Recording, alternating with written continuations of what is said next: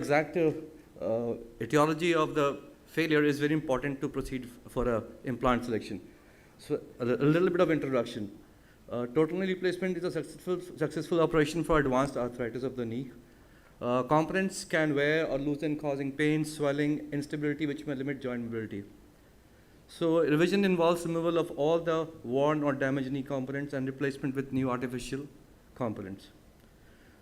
So indications for revision TKR. Aseptic loosening is the most common reason in Western countries, infection in Asian countries, instability, polywear, and patellar complications. So challenges in revision TKR.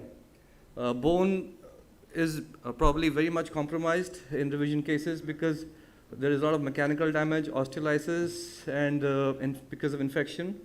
So managing bone defects is a big challenge. The bone defects is caused by the wear particles, which is called as particle disease. Then you have the patients mostly are elderly and osteoporotic. Bone stock is already compromised. So we have to be very careful in selection of implants considering the bone defects. Then soft tissue is even more difficult to manage. You have difficult exposure at times, a lot of fibrosis, ligaments are laxed, and sometimes you may have a revision TKR for stiffening. That is also a challenge in exposure. So if ligaments are present, they must be correctly tensioned and balanced by choosing the correct prosthesis size and correctly positioning it. If ligaments have failed, a constrained implant still needs perfect alignment. So principles for revision TKR: need to identify the cause of the failure, use adequate surgical exposure, restore limb alignment, achieve soft tissue balance, use correct implant, restore joint line, and achieve a good range of motion. So bone defect classification, as we see, this is divided into type 1, 2, 3, tibia and femur. So type 1, it's a localized defect, joint line is normal, so it doesn't require much of intervention, just bone graft sufficient to manage it. And type 2, the cortical rim is intact, but you can have a large, huge defect which might require bone grafts, augments, or at times sleeves. And type 3 is like major bone loss, metaphyseal bone loss is there, and it might need sleeves, cones, or at times hinged if ligaments are compromised. So soft tissue defects. If LCL is absent, you use a constrained knee or a hinged knee. If MCL is absent, in young patients, you can repair and put a CCK, and in elderly patients, you go for hinged knee. And if both of them are absent, you straight away go for hinged knee. So coming to the zone classification, is the zone 1, zone 2, zone 3. Zone 1 is epiphysis, zone 2 is metaphyseal region, and zone 3 is diaphyseal region. So in revision scenario, we need at least 2 zonal fixation. One zone is not sufficient. So coming to this metaphyseal sleeves. This is based on principle of zonal fixation. It is always to be used with stem if zone 1 is compromised, and the stem dia should be less than 14 mm if we have to make removal easier for future revisions. It's made of titanium with sintered beads, highly porous. It's got a more stable fixation, so no cement is required for fixing it with the stem. It has got both axial as well as rotational stability. And Wolff's law induces bone growth on the outer surface. Inside is highly polished and tapered, which helps in more fixation with the stem. So indications for sleeves is like metaphyseal cavity defects from zone 1 to zone 2 or 3. Management of severe bone loss, which is prone to failure by metal augments. Instability of a prosthetic construct requiring multiple corrections of extension and flexion gaps. So problems with sleeves is malalignment. It can go into malalignment. Intra-op fracture is possible, subsidence, and septic or aseptic loosening. And to remove a well-fixed sleeve is itself a challenge. So we got large series for large follow-up series of 121 patients, and it's got 3.6 years good follow-up. It's got good outcome. So next thing is the Tantalum Cone, which is a highly porous metal made up of titanium. It has got uniform load distribution, no stress yielding, and has less bacterial adherence. So comparing between sleeves and cones. Sleeve gives us immediate fixation and augmentation, both purposes solved. Whereas in cones, you have to just, it just serves the purpose of augmentation. You have to protect till osteoinduction is there, then only it will provide you fixation. So that's the difference between sleeves and cones. It depends on the surgeon what he wants to choose. Coming to the tibial stems. They are designed for intramedullary load sharing and got good press fit with excellent stability. They basically have two types, metaphyseal engaging stems and diaphyseal engaging stems. Metaphyseal stems are short, they are fully cemented, they can be contoured according to the direction of metaphysis. There's no need for any offset adapter. Whereas diphyseal are longer stems. You need a hybrid technique of cementing. Proximal part is cemented and the distal part is press fit. It has its own problems like stress shielding, periprosthetic fracture, and end stem pain. So tibial stems are good for good support for implant. They provide fixation stability, distribution of shear stresses there, reduction in bone cement stress. It can bypass cortical defects. So it is used primarily when bone stock is not sufficient to support the implant, when there is demand for increased constraint of the prosthesis, and to correct hyperextension of the femoral components. So we got next femoral augments. They come in various sizes, 4, 8, 12, 16, mostly are 4 to 5 mm sizes, upgradations there. We got both distal and posterior femoral augments. Then we got tibial step wedges. They come in various sizes. You have blocks. Well, blocks, they have their own advantages. They are better in strain distribution. They have better tensile deformation rate. And they are resistant to compression and shear forces. But only problem with the blocks is that you have to remove more of bone. When wedge being tapered shape, less bone is required to be removed. So now coming to the type of implants we have. We have unconstrained, minimally constrained, semi-constrained, and fully constrained. So what to choose now? We have this dilemma. So we have a simple algorithm. First we'll come to unconstrained implants. They are bicruciate, unicondylar, and CR knees, which are rarely used, which are not at all used in revision. In minimally constrained, we have PS, ultracongruent, and deep dish. It's used only when PCL is insufficient or sacrificed. The main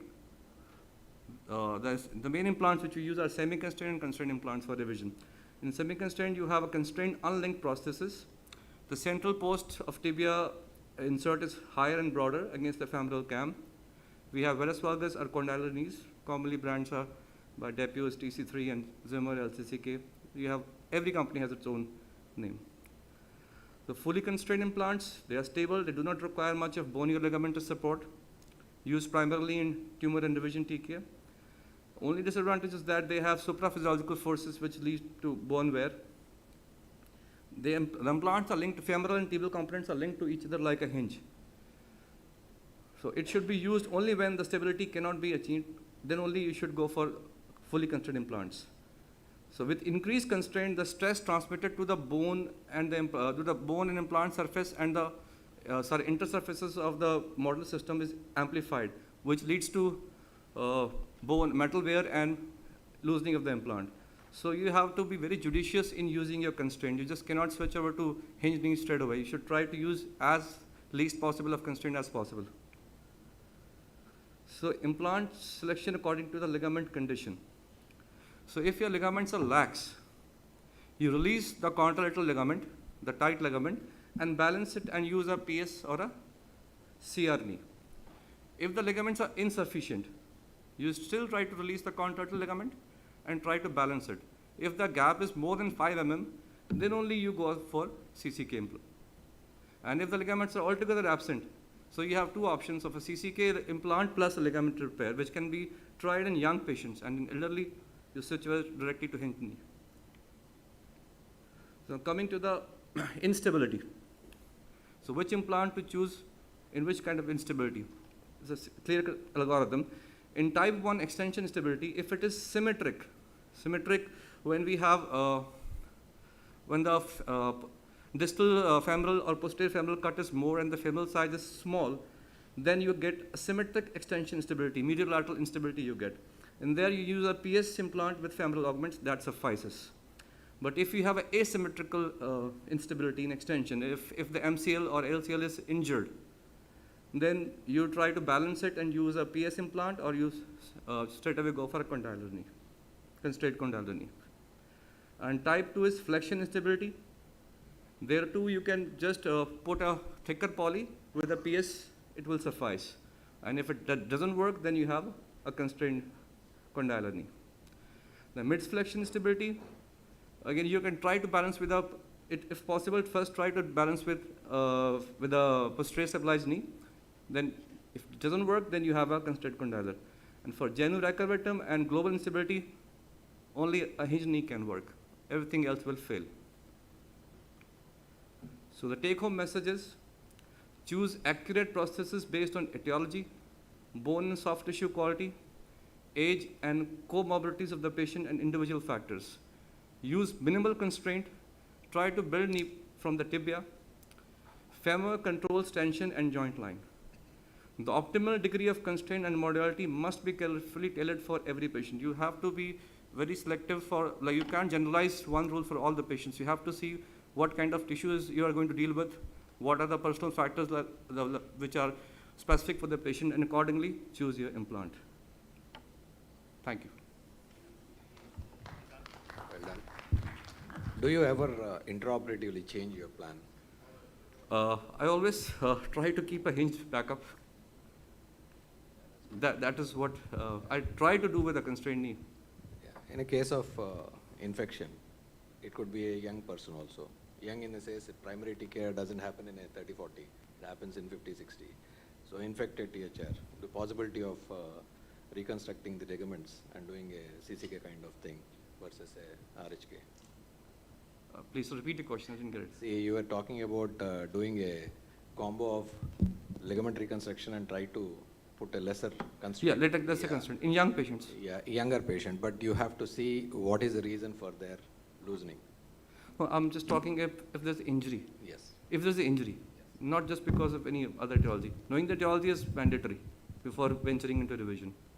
So on the same point, if you are repairing, do you augment it or do you just repair it? How do you do it? So I ask my scopy surgeon to do the repair, and I stick to my plastic part. Usually I do that way. If it's just anterior fibers, and I take it ethibond and do a reefing. If it's a fully gone MCL, I involve my scopy guy. Thank you. Thank you, sir. And we have the next speaker, please. Dr. Aditya Kemka.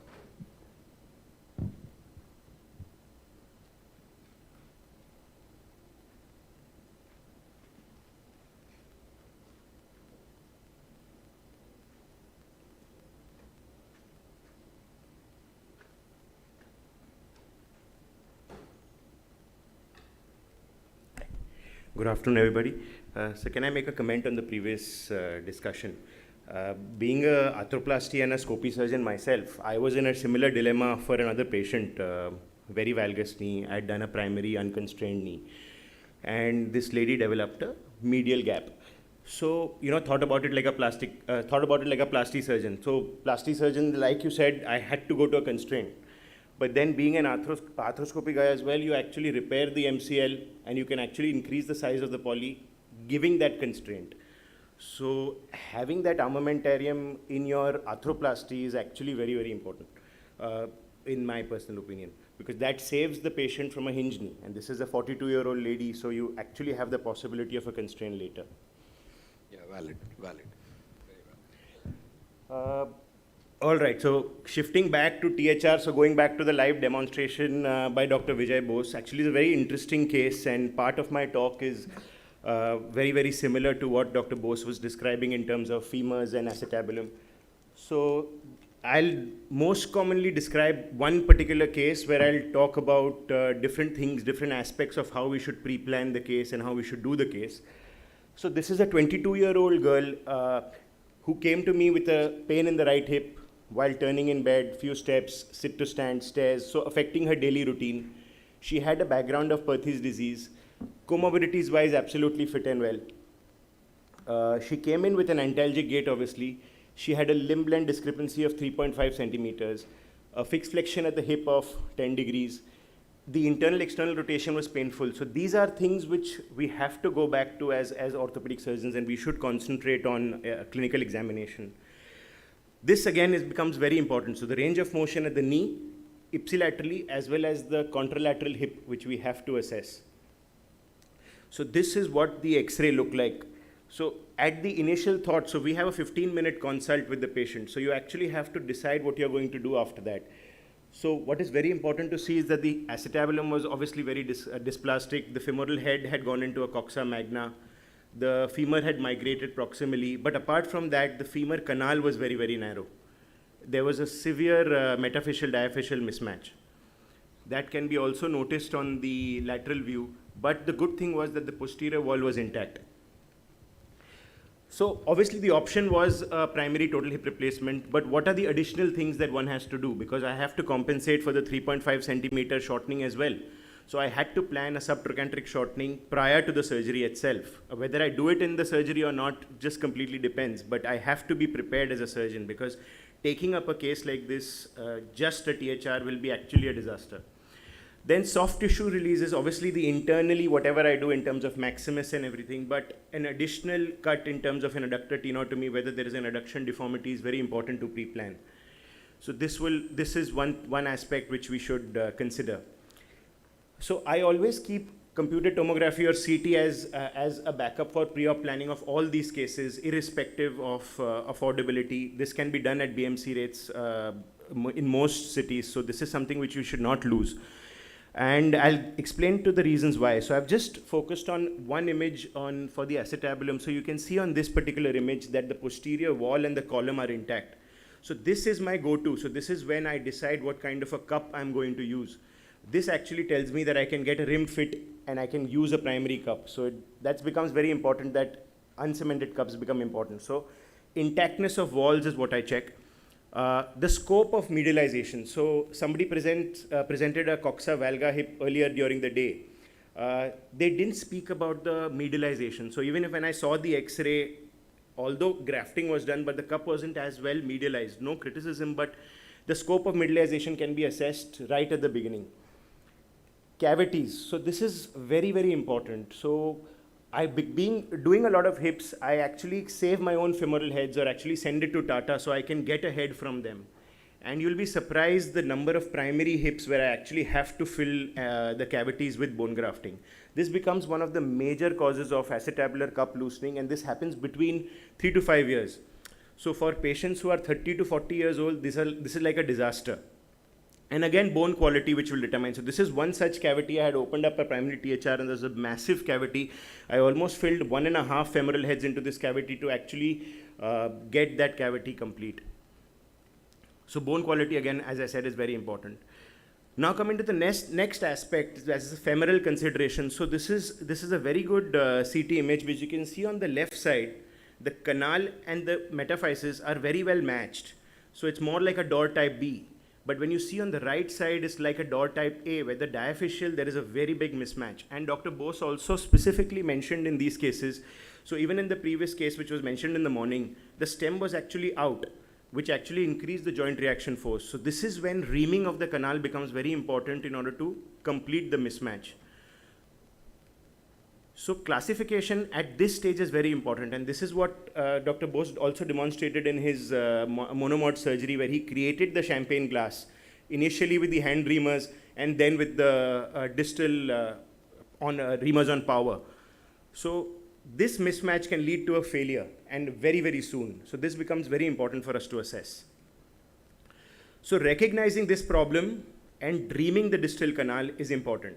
Now, during this process, one should also be prepared that if there is a cortical breach, or if the cortex is too thinned out, that need not be assessed on a fluoroscopy or on a C-arm, but you should be prepared to do impaction grafting in the femur as well. So bone grafting in the femur at this stage becomes very important for Doré type, champagne type femurs. So that should be an aspect in your armamentarium. This is again a slide stolen from Dr. Bose. I shouldn't say stolen, but yes, he gives us a very good guide in terms of what the cup size and the stem size should be. So this actually helps us prevent a mismatch between the stem size and the cup size. So these are the femoral considerations. So what about door type C? Door type B is genuinely a very simple, straightforward. So door type C becomes very important. So I was talking earlier in the morning about a solution stem being a failure for various reasons. But a lot of people go to implant in their heads as a cemented stem. In this, I will at least put 60 to 70 milligrams of Palacos, yet the canal will not be full.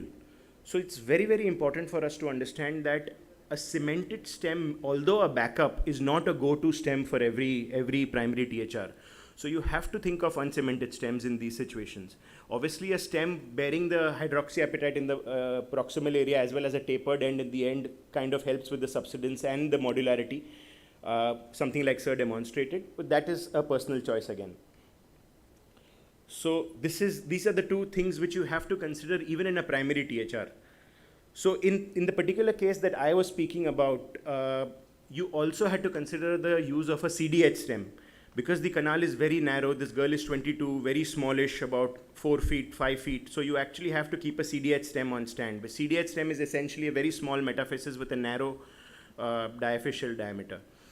Again, soft tissue releases, I normally don't release the maximus nor even the iliopsoas. Completely depends on what your preoperative fixed flexion deformities are. So that becomes very important. It also helps you in exposure.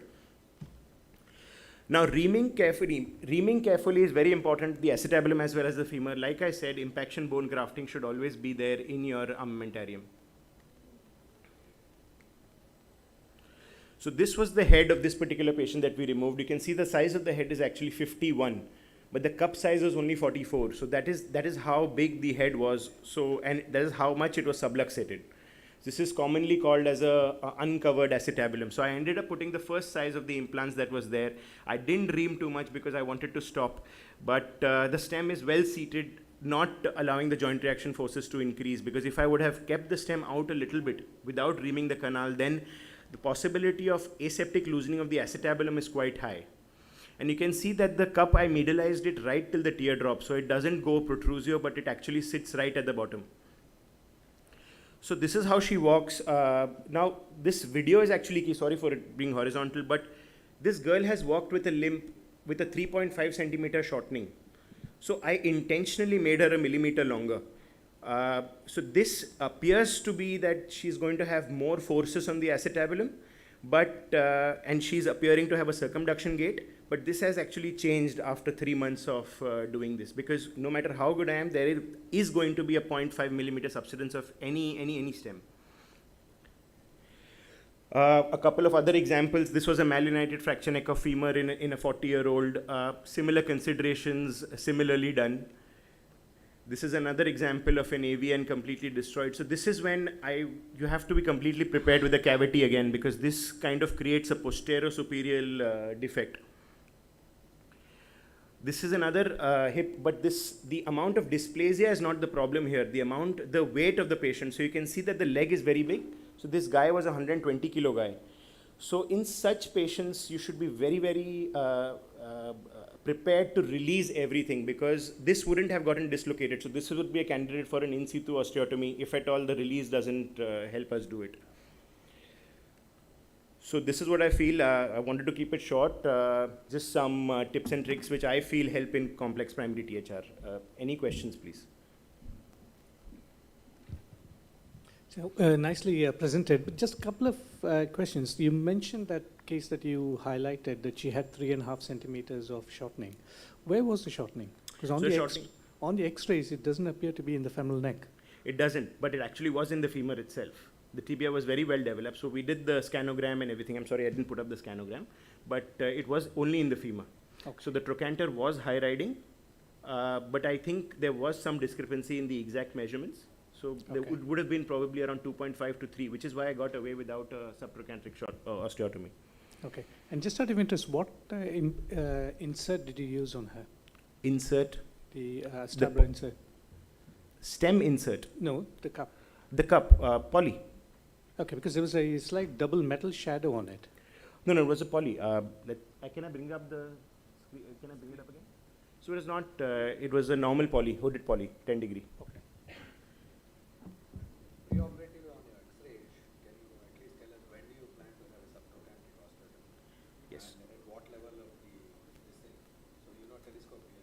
Absolutely. So in this particular patient, sir, the tip of the greater trochanter was at the superior border of the acetabulum. So it wasn't as high riding, but I was prepared to do it. So normally when the greater trochanter tip is lying 1 centimeter above the superior border of the acetabulum, which is when in my mind I'm prepared to do the osteotomy. The other thing is I always take what is known as a traction view at the beginning. It does have an additional thing, but a traction view helps me determine what the soft tissues are able to stretch. One of my very old time surgeons has always told me, put a skin traction for a couple of days before you actually do the surgery. It's not going to do anything, but at least it's going to tell you how much you're going to stretch out and how much the nerve is going to allow you. How much of your drop rate releases? Sir, almost every time. But then I'm still scared about neuropraxia. We all are in some way or the other. So I'm not, I tend to do it Sir, I'll just go back to that.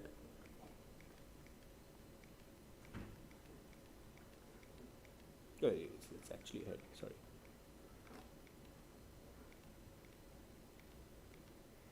Oh, sorry, it's just, yeah. The first X-ray, that one. So you can see the tip of the trochanter was just at the superior border of the acetabulum. So I think it was, we were safe enough to just leave it on the releases and bring it down. And again, I didn't, luckily the acetabulum was not as dysplastic. I chose it to be in the native version and the inclination. So I didn't have to change the position. So that kind of helped me not stretching the nerve too much. Right. Thank you, sir. Thank you.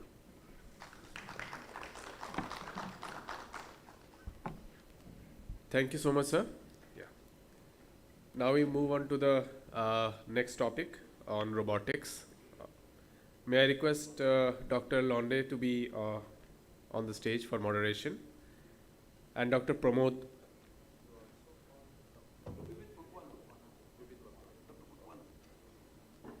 And Dr. Vivid Makwana.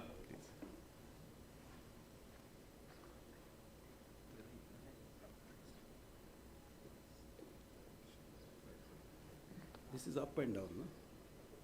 This is forward.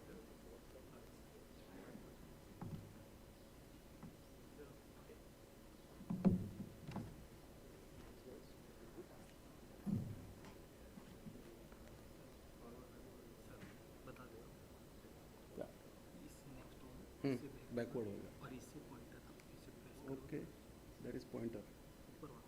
Yeah, no problem.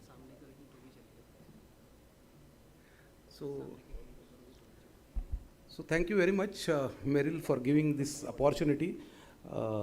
We don't have any financial interest. This particular study we have presented this year. Very happy to share in the International Society for Technology in Arthroplasty Conference in Hawaii, USA, which is the conference which sort of showcases the futuristic technology which is going to come in the joint replacement surgery. So that is the topic or the nature of our study: evaluation of the safety and efficacy of the fully automated active robotic system in robotic assisted total knee arthroplasty. I thank other co-authors, which are the members of our team Robodoc from Criticare Asia Hospital.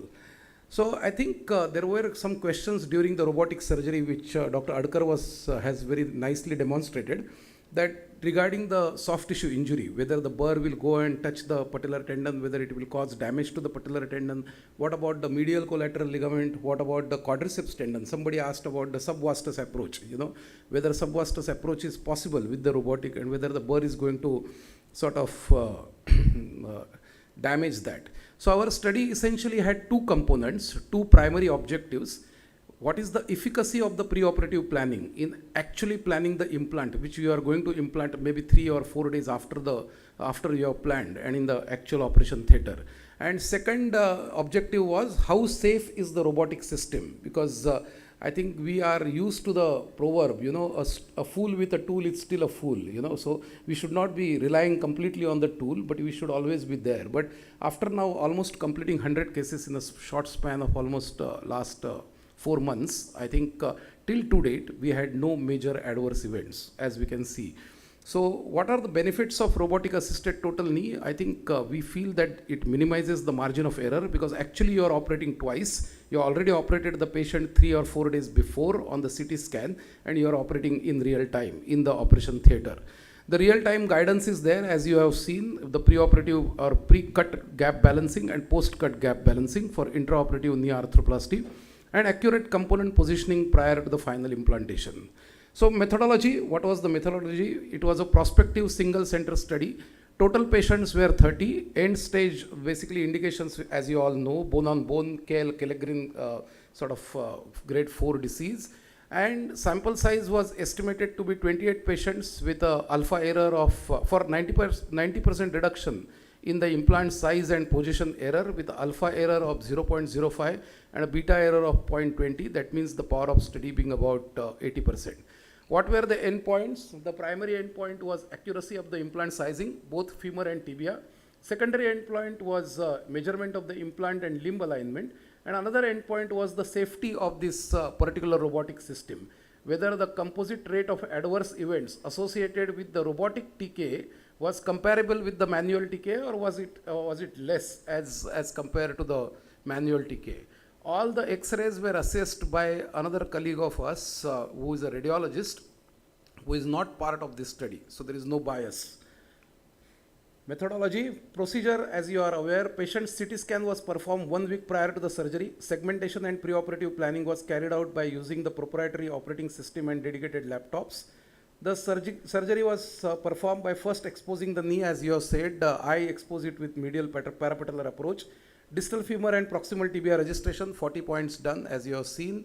Once it matches the CT scan anatomy by the RMSE of less than 1, then you proceed, you attach the robot to the patient and start milling the bone. So procedure, you all seen, the robotic arm was registered. We used the QVIS joint robotic system supported by Merrill Healthcare and was docked to the patient with the help of femur and tibia pins. The robotic arm then carried out all the resection. Minimal soft tissue release was carried out to achieve the equal gaps on the lateral and medial side, both in flexion and extension. As I have explained during the moderation, little bit of tightness medially, then you may release the tissue. But usually we don't, because once you remove the osteophytes, whatever tightness you see pre-operatively or pre-gap balance during the operation, it equalizes. And I personally use all PS implants, but a colleague of mine uses a CR implant and he uses a subvastus approach in our team. So there were a mix of both the patients. The knee balance in both flexion and extension was checked in real time, as you have seen, nicely demonstrated by Dr. Adkar. And again, one more thing I wanted to add.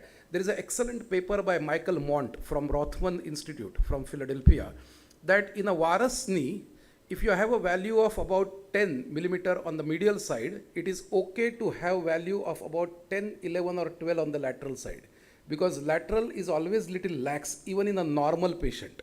So you can accept 11 and 12, and vis-a-vis in a valgus knee, if you have a value of about say 10 millimeter on the lateral side, it is acceptable to accept 11 or 12 millimeters in a robotic surgery. And this is coming from Rothman Institute, where there are 100 board certified orthopedic surgeons operating in that institute every day. So excellent paper. It is freely available on the net.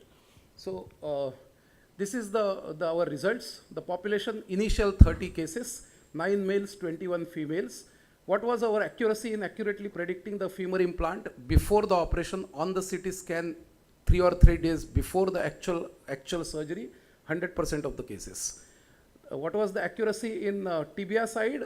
1 out of 30 patients, instead of planned 5, we had to put planned 6. So only 1 patient we deviated slightly in the actual operation. The limb alignment was found to be optimal. The definition of optimal, our famous Jahangir Mahalakshmiwala's paper, he from Royal London Hospital. Outliers means it should be 3 degrees on either side or 1.5 degrees on either side.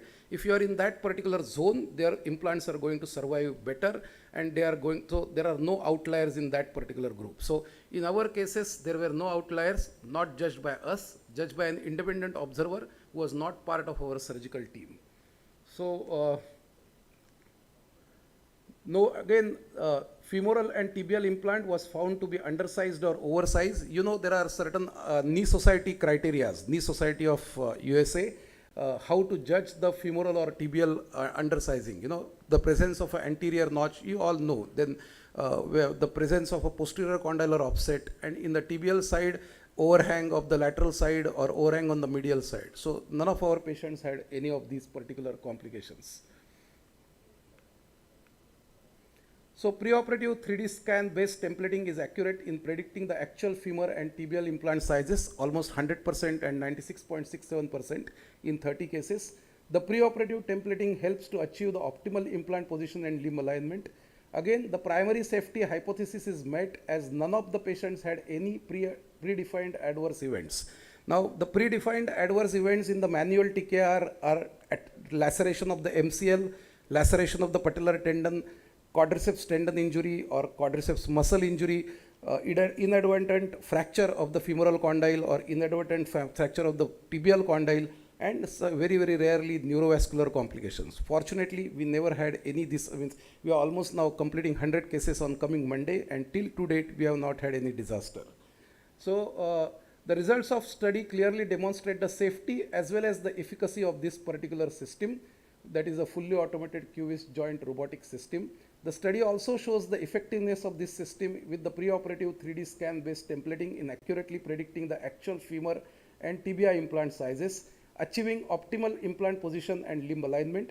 And this has a definite potential to improve the operating room efficiency and achieve a long-term better patient-reported outcome measures because of the good implant survival. And we do accept that it is very, very early, but I think continuation of this study is necessary over a period of time to evaluate the effect of these benefits on actually the long-term implant survival as well as the PROMs, that is patient-reported outcomes. I thank you for your patient attention. Thank you, Dr. Londe. This was an excellent presentation stating how safe this technology can be in changing the needs of the patient. And in Bombay, he is the person who has maximum amount of experience using robotic knee replacement surgery using the QVIS robotic system from Merrill. There was one question, sir.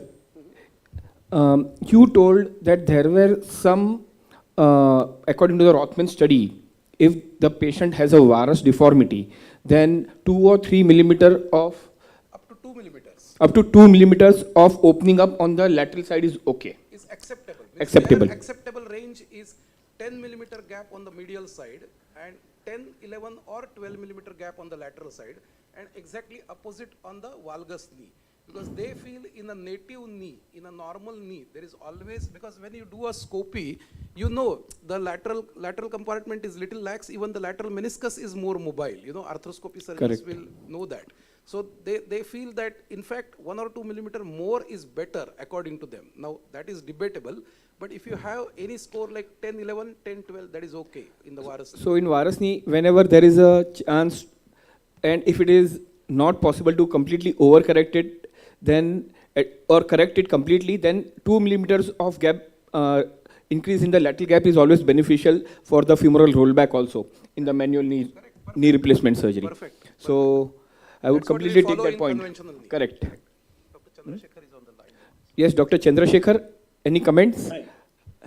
Yeah. Accepting some amount of laxity on the flexion lateral, it helps, especially in Indian patients. So I'll be more unhappy if I have a flexion medial looseness, but mild flexion medial looseness and a little bit lax flexion lateral laxness, it's acceptable, and the patients are happy to sit on the chair with the cross-leg figure of 4 position. So I do take the same point. Yeah, because I think I was quoting, probably you were not online, there is an excellent paper by Michael Mont from Rothman Institute, and they have actually come out with these recommendations, you know, that 1 or 2 millimeter of lateral laxity in a varus knee is better actually, in a robotic setting also, and they can accept that laxity, 1 or 2 millimeter on the lateral side, and exactly opposite on the valgus knee. Right, sir. Any more questions? From the back?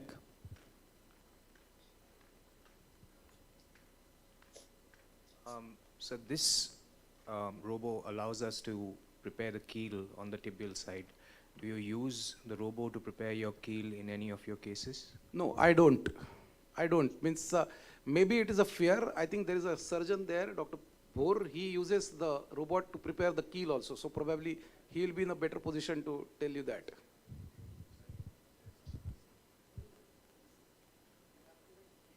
The keel, can I add some point? Yes. Yes, Dr. Chandra Shekhar. Yes.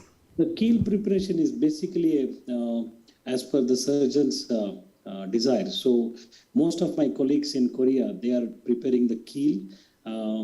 Here in India, I think maybe Dr. Bor might be doing. But there is nothing wrong in doing it because whatever you select on the pre-plan, it usually cuts 2 to 3 millimeter less than the pre-plan. So you can go to the posterolateral brim and prepare the keel. Only issue is suppose you increase, proximalize or distalize the tibia, then there can be change in the anatomy. That's the only concern. It's not the safety efficacy is the concern. Suppose you have kept about 6 millimeter on the proximal lateral side and 3 millimeter on the proximal medial side. Suppose you go and change it to 4 or you change it to 8, either increase or decrease, there might be some change in the anatomy. So the newer softwares which we have requested from the Curexa people is to allow to anteriorly 1 mm and posteriorly 1 mm displace the tibial plate, which is not the presently it's not there. Maybe once it gets added, I think we should be comfortably doing it because we do the flexion almost in 110 degree. The tibial cuts are made, and definitely the vessel and the artery and the neurovascular structures are at least 2 centimeter away. It's just like you are repairing a lateral meniscus radial tear, putting an arrow in. I don't think so. Safety is the problem. It's only since we proximalize or distalize the tibia, the change in the anatomy might guide you in a wrong sizing of the tibia. So probably if you want to do a size 2, size 3 and you put a size 2 instead of size 3, so undersizing is not acceptable. So once that anterior and posterior displacement of the tibial intraoperative variation will come. As of now, it's already flexible in terms of you can flex, extend the femoral component, rotate, anterior, posterior displacement like that. If the tibial side also anterior and posterior shifting of the tibial plate comes, I think is much more cleverer, and that time we can do the keel.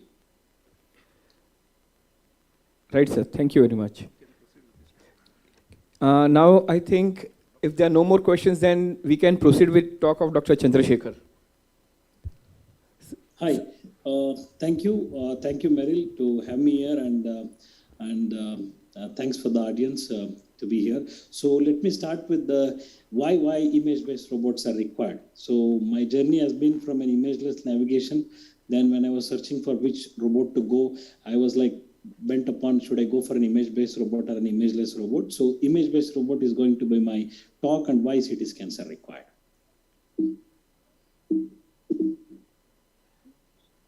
So as we know, the goals of successful knee replacement is symmetrical flexion extension gaps, and then which can be achieved with good soft tissue balancing and bone resections. And 2 ways to do it: gap balancing and measure resection technique, and good component fixation. So it's good to have a robot which can provide a good soft tissue balancing. Either you are a gap measured resector or a gap balancer. Both options should be there. So alignment, survivorship, lot of studies are there. So good alignment, good survivorship. Then bad alignment, bad survivorship. Then there are 3 ways to align an implant. One is coronal alignment, rotational alignment, and sagittal alignment. So image-based robots helps in all the 3 and validation of all the 3. It's no assumption in terms of what we pick the points on the patient's knee, because already we have picked on the CT scan, it gets compared. So all the 3 should help. The robot should help to help us in getting all the 3 alignments well. So computer navigation has been there for a long time. Yes, it helps in good coronal plane alignment. My only issue is fatty patients with bigger malleoli or bigger ankles. Difficult to mark these malleolar points, and sometimes that can put us in jeopardy of taking a proper tibial cut, number 1. Number 2, hip center of marking, which is there in the imageless system, is not there in the image-based robot. Number 3, the rotation, what we mark on the epicondyles on the navigation is taken as the points because there is nothing to validate. But in a CT scan-based robots, what markings you do on the epicondyles on the table gets compared with what you have done on the pre-operative CT scan or the pre-plan. So these are the advantage of CT-based robots. So 3 ways to do it: transepicondylar, posterior condylar, and wide sides to get the rotational alignment in. So many studies have told transepicondylar axis is good, but they are very difficult to mark. Further studies using experienced surgeon to mark the epicondyles, and post-operatively they have done the CT scan of experienced surgeons marking the epicondyles. There are a lot of error. So these are the studies which just tells us that marking epicondyles on a sawbone is easy, but a bone which is covered with soft tissue is not so easy. So we need some tool which will validate what you have marked right or wrong. So again, these are studies again cementing the difficulty in marking the epicondyles. Then AP axis, very easy to mark, but in severe trochlear dysplasia is difficult. Anatomy in a patellofemoral arthritis is difficult, not widely followed, though it is easy, but not widely followed because of the most of the errors.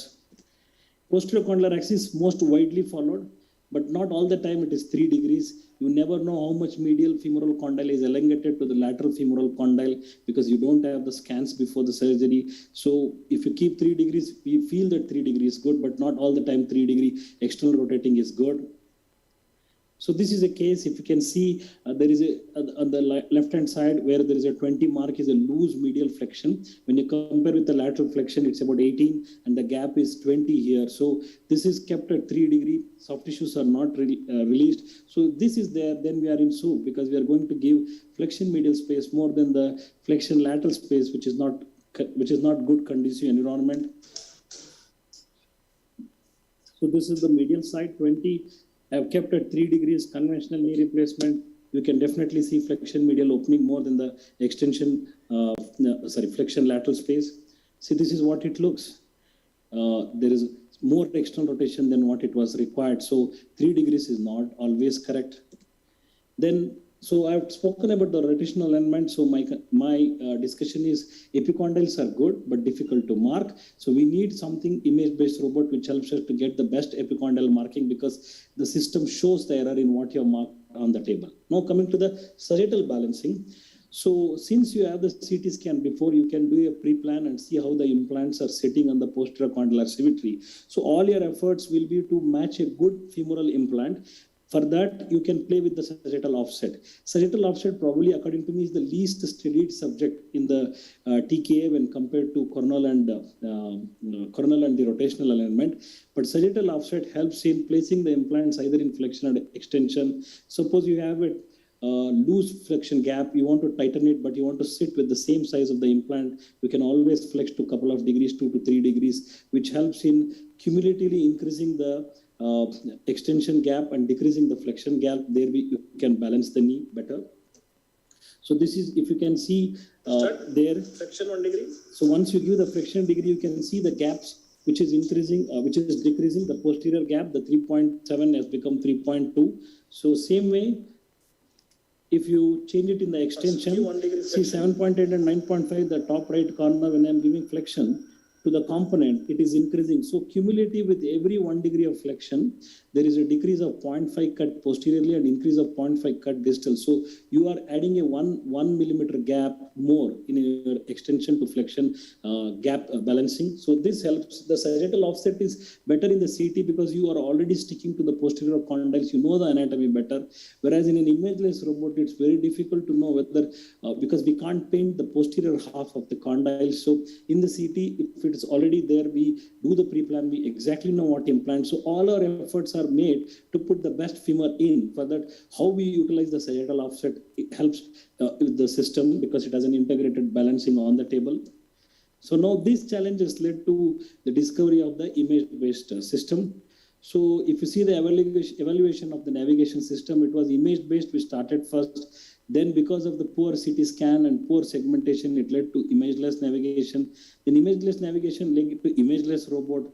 Imageless robot, again, because of the better CT scan and better segmentation today, it has led to the re-emergence of the image-based systems. So these are the comparison why I believe CT-based robots are better, because there is accurate definition of geometric axes and planes, proper pre-operative planning, which helps to get the implant better choice because you know the anatomy both posterior, you know mediolateral distally, mediolateral anteriorly, you know the condyles, you know the rotations better. And there is a boundary control, as Dr. Londe was telling, it's impossible to cut the soft tissue because robot will cut, the robotic arm will always cut less than what you have marked, so it will never violate the bony boundary. Only cons about it, cost of CT scan. Imageless robot, the advantages of no need for CT, logistically easier, but the difficult thing is the surface mapping of the knee. Somehow I can't buy that point because it's very difficult to surface mark the posterior half of the condyles in every knee, especially in tight knees, it's not easy. And also the posterior half of the tibia, surface marking the surface mapping is very difficult. This leads, so what happens is, the surface mapping is done, but the remaining is taken as per the digital library. There is a shape library about images which are loaded in the robot, in the imageless robotic system, which takes from the shape library. So not always it might be correct. There is an increased acquisition time because you need to do the surface mapping on the table, and which I feel is a little bit cumbersome because also you have to plan intraoperatively. So issues with rotational alignment, as I've told you, what you have marked are the epicondyles or the epicondyles the system takes. There is no guarantee that you have marked correctly. Tibial rotation and slope cannot be addressed because there is no CT scan. Since you have CT scan in an image-based robot, you can see it better. And malleolar marking are tough, as I've already told you. So CT-based robots, there are advantages, as I've already told you. These are the advantages. And what I use is this system called Kiwi's joint. It's a 6-axis articulated robot, CT-based. It is based on optical tracking system. It's point making. There are about 84 points, and femur and tibia takes about 2.5-3 minutes to mark it. Registration, then you have two options. Either you can do a measured resection or a gap balancing, or you can be having a mid-path. Then it is an automatic robot. It's an end mill shaped robot. So this is just one slide which shows how when a patient comes to your hospital and you have chosen this robot, then this is how the system. There are 3 parts to this robot. One, the first main console, which helps just like any navigation machine to take the optical tracking system through infrared rays. The second is the robotic arm, and the third is the planner. This is the process. Patient gets the scan, surgical planning is done, then surgery registration of these points. Then you can choose 2 pathways on the table, either a measured resection or a gap balancer, or you can do mid-path. It's very flexible. You can go from distal femur to tibia, balance from extension to flexion. You can do distal femur, anterior chamfer, anterior, then to the tibia, then do the posterior femur. In tough knees, if you have more flexion deformity, you feel its measured resection is not a possibility. You can do gap balancing, where you can do the tibia first, then you can oversize the femur and cut the posterior, then cut the anterior chamfer and anterior, cut the distal femur, balance the knee. If you feel you have to undersize, you can always undersize the femur from one bigger set to the lesser size. So all options are available. It's very flexible. Then these are the benefits of image-based CT scan-based robots. Axis, all the 3 axes, you know the relation to each other. Implant position, whether on the mediolateral surface or the medial, or on the mediolateral on the anterior or distal surface, you can see before surgery. Proper rotation, minimizing the instruments, minimizing the assistants, slope of tibia, virtual surgery before going to OR. Tibial rotation this is the only robot which can give keel. No other robots in the world can give you keel preparation. Sagittal implant positioning, as I have told, flexion or extension of the femoral component, no hip rotation and no malleolar marking in the patient knee, which is they're all done in the preoperative CT scans. Comparison of the CT marking done in pre-op to the surgical time marking of points on patient knee. Most important is epicondyal marking.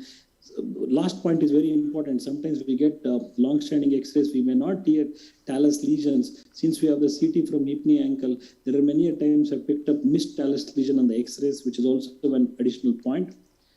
Then this is one case. If you see, there is a proper mediolateral fit, but if you see on the anterior surface, the mediolaterally, the anterolateral overhanging of the phalange, all these things can be avoided. This is a conventional TKR. So this is how the rotations, the green is the transepicondylar, the maroon one or the yellow is the PCA. So you know how it is related to each other. This is how the condylar symmetry. you know which implant, if you see the green shadow is the implant symmetry, you see which implant fits better both in the condyle, posteromedial and posterolateral condyle. So you, based on, if you have to put this implant, if you have any flexion extension, you can always play with the sagittal offset. I have been playing a lot of sagittal changes with flexion extension, which I used to not do before, because though I was navigating, because I didn't know the proper anatomy posteriorly. No, I know the anatomy before I go to the surgery.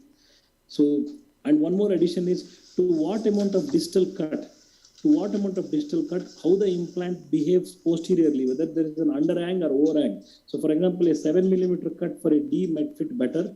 A 5 millimeter distal cut E may sit better in the posterior half. So whether you are underhanging or overhanging, this is seen much better because you have the proper pre-operative CT scan. So this is one more advantage to what distal cut, what is the best posterior implant positioning. Then, as I have told, this is the slide which shows about the validation of the CT scan. So the one which is loaded, now you see on the screen, is the patient's knee itself.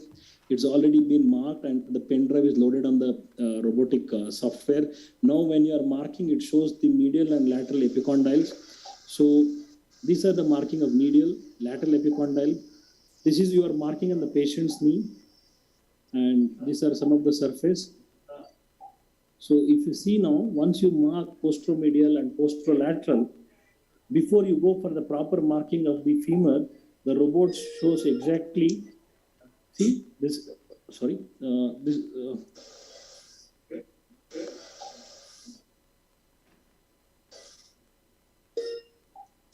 now it shows, if you, so it shows exactly what you have marked and what you have achieved. So there is, if there is an error, it shows before you go for the final marking on the femur.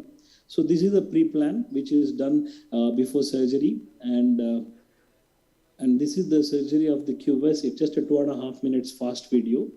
So medial parapetral arthrotomy with navigation pins on both femur and tibia, as Dr. Adkar was. This is as I was telling in the morning. You can put the pins in the proximal wound itself if you want. Now, from last 20 cases, we are putting the femoral pins, navigation pin within the wound itself.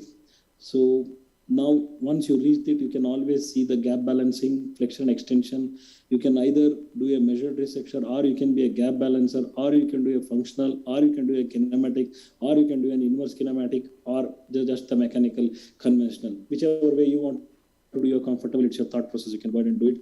So this is how the gap balancing charts. Either you can fix the robot with the metaphyseal pins, or you can have clamps if you are averse with the clamp. So now once you fix the patient to the robotic body, the patient to the robot, body to the robot, this is how the cuttings are done. Once the cuttings are done, these are all the cuttings which are done. This is the chamfer cuts. You can choose the sequence the way you want to choose the sequence. So once this is done, the tibial resection, and then before implanting, you can always see the chart, how you have created flexion, extension, medial lateral gaps, and then check at 0 degree, 30, 60, 90, 120, and then decide if you want to titrate any soft tissue release accordingly. This is the minimal assistance in the OR. See, hardly there is any assistance who are required. The entire surgery is performed in one static position, not much of soft tissue retraction. And the burr is only 4 millimeter, unlike a saw-based robots, which is a 4 centimeter width. So that the place might require more, but here the space required is less because it's just a 6 millimeter burr. These are some of the pre and post-op X-rays, pre, post-op, post-op, pre and post-op. And take-home messages, all three alignments, sagittal, coronal, and rotation, it helps. Any exposure, medial parapetral, subvascular, up to you. Implant is seen 360 degrees before you, when you are doing the pre-plan. Minimal soft tissue retraction, no subluxation or for cutting the tibia, no or hardly any bony recuts are made, unlike in conventional. Hardly any soft tissue retraction. We never had any, so out of 1,250 or 1,300 cases, we never had any soft tissue injuries. No saw sky, smooth surface finish. Integrated balancing, both measured resection and gap balancing are mid-path. Titrated soft tissue release as per requirement. Can do whichever way, mechanical, adjusted mechanical, kinematic, inverse kinematic, up to you. So robot does what you say, but you are the brain. Thank you so much. Thank you. Will be very happy to receive the questions from the audience. There is a question. The audience is asking, can we do bilateral cases also? Yeah, most of 80% of my cases workload is bilateral. The best part is once you drape the robot, whenever you're doing, suppose you're doing a left knee first, the robotic milling comes on the left and the navigation or the camera on the opposite side. Once the first surgery is done, when you start stitching, you can switch the sides. No need to re-drape the robot again. Its stability is maintained. The milling goes on the other side and the navigation system comes on this side. So you can do both knees, and most of my cases are both knees. Dr. Chandra Shekhar, there is one question. In the last few statements, you said that initially you used to put the pins outside. Yeah. Both on the tibia and the femur, right? So now Yes, you have yes. started putting the pins inside the wound. Yes. So how do you manage that? So certain angles are there when you put the pins in the femoral wound. It's just that see to that you maintain some angle so that the robotic arm doesn't come in the way of the cutting. Otherwise, if it touches, then the whole purpose is not served. So we did some trial and error on the saw bone, got to know exactly how the pins has to be placed. So now we place it on the anteromedial surface of the distal femur, the metaphyseal area, and we put it more posterior. We start anteromedial, but the pins we drop the hand down and it goes more posterolaterally, the pin direction. And Correct. then the one which connects the navigation markers, we see that it is more posteriorly down and away from the wound so that the robot gets the space. So far we have done, last 2 to 3 weeks, we have done about 30 cases. We never had any problem. But yes, if you don't do it well, or if you don't place the femoral pins well, you'll end up in a soup because the robot we cannot do it again. We have to calibrate and redo again. But maybe I can send some pictures or videos to one of the surgeons who wants to do this, because I also burnt my fingers. Then now I did something on the saw bone and now I'm comfortable doing within the wound. So start from the anteromedial surface of the distal metaphysis, goes on the posterolateral. I'm telling the direction, you don't have to go so deep. See to that the pins are positioned and the navigation femoral marking is such that it's away from posterior to the pins what you place and directing a little bit cranial wise, not the caudal wise, cranial wise. Cranial wise, right. Yeah. Any more questions? Thank you. Thank you very much, Dr. Chandra Shekhar. Thank you so much. Thank you. Thank you. I think now we invite Dr. Akhil Arora. He's there. Yeah. Pre-operative planning for precise alignment and cutting in the image-based robot.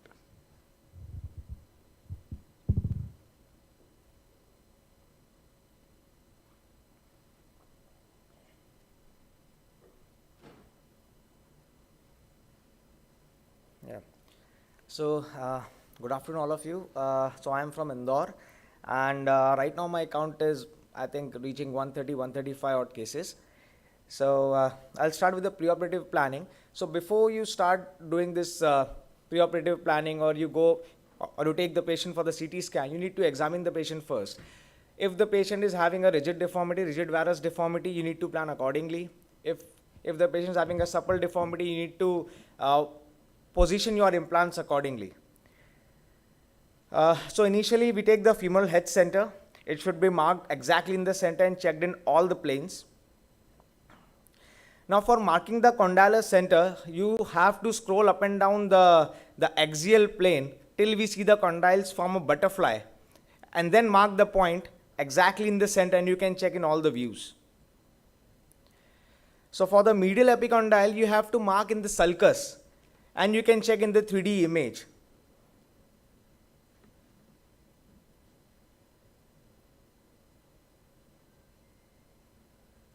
So for the lateral epicondyle, the most prominent point should be marked, and this will show your transepicondylar axis as well. And on this image, you can see the posterior medial femoral condyle is marked. So all these points you can mark first on the 3D image, and then you can check in all other planes. The posterior lateral femoral condyle, the distal medial condyle, distal lateral condyle. Now this is where we position the femoral component. So as you can see in the axial section, we match the medial and lateral borders of the implant and we can also check patellar tracking in this view, in the axial view.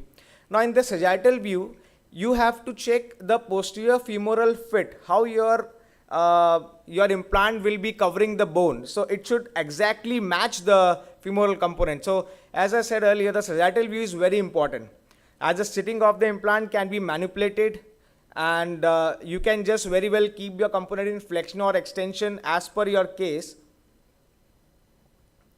Now as you can see in the video, initially size F was kept. I had reduced the size to D just to see the medial lateral overhang, and you can very well lateralize the component in this view. You can very well check the trochlea, and you can very well check the patellar tracking as well. So what I usually do, I just hide my implant and I see if it's notching or not. So I usually keep my implant exactly flush to the bone, and I also take into consideration the lateral numbers which I am cutting. I'll just explain later. Yeah, so as you can see, the posterior medial and posterior lateral numbers were too much. So I had to flex my component to almost 4.5 degrees just to balance my flexion gap. And external rotation you can very well check, and you can change intraoperatively as well if you feel if you're having a medial tightness or loose medial side.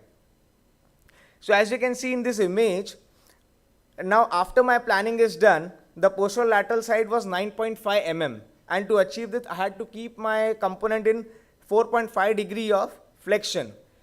Now this is size D. I could have used size E, thereby avoiding keeping the component in flexion, but that would create medial lateral overhang. So your posterior condylar fit should be perfect. So this is the way I decide my bony cuts. So after the femoral component, the positioning, now we mark the, the medial point. Now these points should be mimicked intraoperatively. So you need to remember these points. So the lateral point, the proximal point, the anteromedial side, anterolateral point, the posterolateral point, the posterior medial point. Now, now we'll decide the tibial axis. So it should be exactly in center in all the 4 planes. The ankle center, your proximal medial side, proximal lateral side. This is the PCL, this is your tibial tuberosity. Now your PCL fossa. So go to the 3D image and mark your point slight lateral to the PCL fossa. Now this is how I plan my tibial component. Intentionally I keep my tibia a little bit anteriorly so that the milling tool doesn't touch the soft tissues. I don't do keel preparation by a robot. I do it manually. As CP sir said, like it's surgeon friendly if you're using manually. And if in few cases when we have a rigid deformity, if we need to downsize the tibia or need to tibia reduction osteotomy, then the keel preparation should be done manually.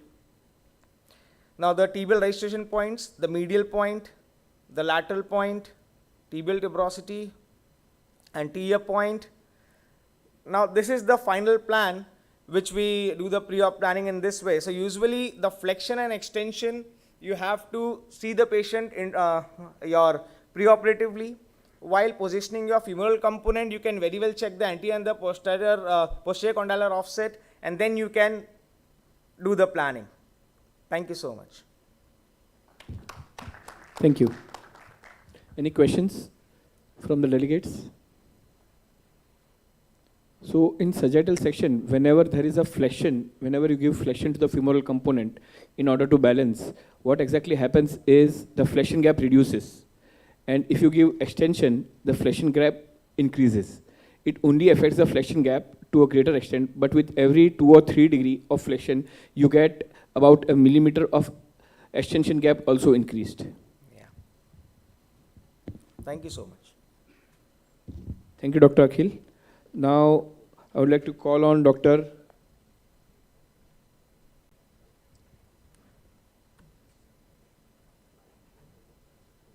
So I think Dr.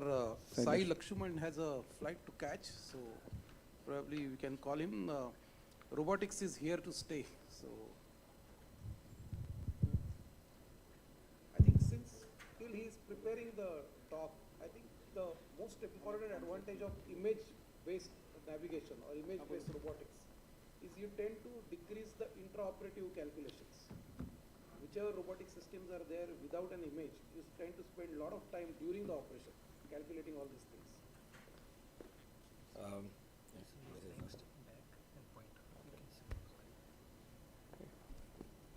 I thank Merrill. I thank the chairpersons for giving me this opportunity. I had to rush in, sorry, because I have a flight to catch at from Bombay. So this is, I'm not going to talk about the scientific sessions. I'm going to talk a little bit about my journey, what made me buy a robo. A year back, exactly when I went to Dr. Chandra Shekhar, what happened in 2007, I was one of the first ones to buy a navigation. And then volume was so much that when we were doing and constraints of time and train people to do that, so we had literally burnt our hands because in routine cases we didn't use it, and for the complex cases where we actually required it, we were struggling. So with that bad experience, I have always been keeping myself away, and in high volume center we are always looking at theater time. It's not a single orthopedic hospital, it's a multi-specialty hospital wherein I have to accommodate all the other surgeons, where we have several units, orthoplasty, arthroscopy, and so on in orthopedics, and also the other surgeons who are waiting for the theaters. So there were a lot of constraints for me to go.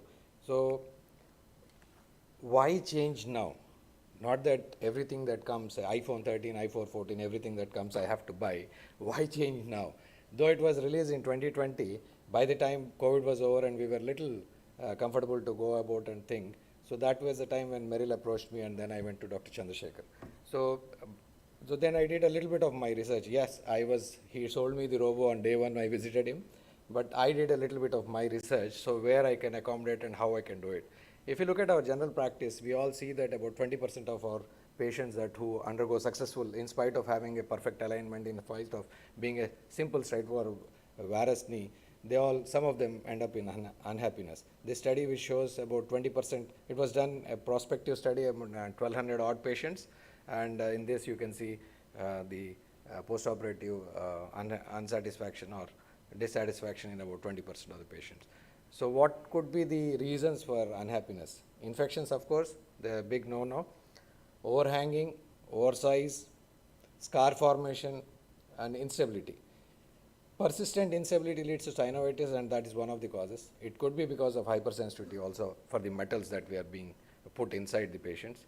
Component micromotion, neuroma formation, and of course malalignment and patellar problems. So these problems we anyway have, whether robo will help me bridge up these problems. So what does a robo offer me? Personalized imaging, precise cuts, minimal soft tissue releases, and so on and so forth. So but will this actually translate to making my patients happy?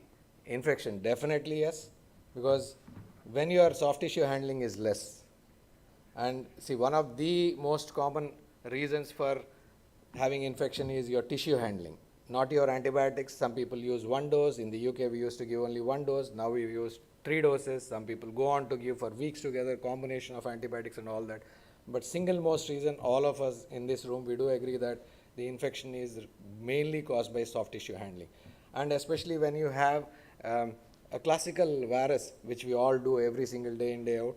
So what happens is medial tibial side, medial femoral side, you have very sclerotic bone, and when you cut, you have very osteoporotic bone. And how many of us actually use irrigation while we are cutting? Because in 10 minutes your cuts are over and then you are ready for implantation. So, and I think, yeah, we do always revisit the tibia at least, because we always end up in valgus cuts, so revisit this thing, and then a lot of times you keep doing skiving because there's so sclerotic bone on this thing. So if imagine the soft bone on the lateral side and the hard bone on the medial side being equally treated and equally milled with irrigation, where there's no heat generation, there's no multiple skiving, there's no hitting onto your meniscus or the medial collateral ligament, your assistants forcibly retracting everything from the inside, because now you see that there's no, when you use the robotics, you don't put any of these retractors inside. So from inside, your assistants, they just want to stay away from it, or they want to have a better visibility, they're pulling out everything. So these sort of things are taken away. So definitely your chances of infection will come down. Overhanging, yes, was a problem because of the sizing, But now that has been taken away because pre-operative you have made a plan, intraoperative checking, you have the liberty to change it. So overhang and oversize have gone away. Scar formation again is probably because of your dissection. So yes, as I said, some of the points that we were discussing for infection are also the reasons for your scar formation. Instability, yes, if your alignment is not good, instability. Hypersensitivity or metallurgy is not a factor of that can be attributed to the robo's success. But now with newer metals, we have lessened that problem. Component micromotion, yes, that can be taken care of by a robo. Malalignment definitely can be taken care by a robo. And patellar, once you are having bigger sizes, you do anterior translation of your, or you put in a bigger implant, you have your patellar problems. So those definitely can be handled. Yeah, as I said, we have moved away from the 50s where we had onlays templating and all that. Then in 90s when I think 2007, 99, it came into the world, but we one of the first ones in India to put in the money to. My hospital had the vision to get it. But as I said, we have our mixed reaction. We had our run, we had the marketing tool and all that, but not beyond that in actual benefit to the surgeon or to the patient. But now we have moved on to the robotic assisted surgery. Robotics in medical procedures, yes, you can see that gynecologists, urologists, general surgeries, and there are so many other fields of surgeries that are adopting robotic technologies. And then you can see that in the last 2017 to 2025, in spite of 2 years gone for COVID, you still have a 72% jump in the number of installations that are happening across the world. Orthopedician, it's always a dynamic atmosphere.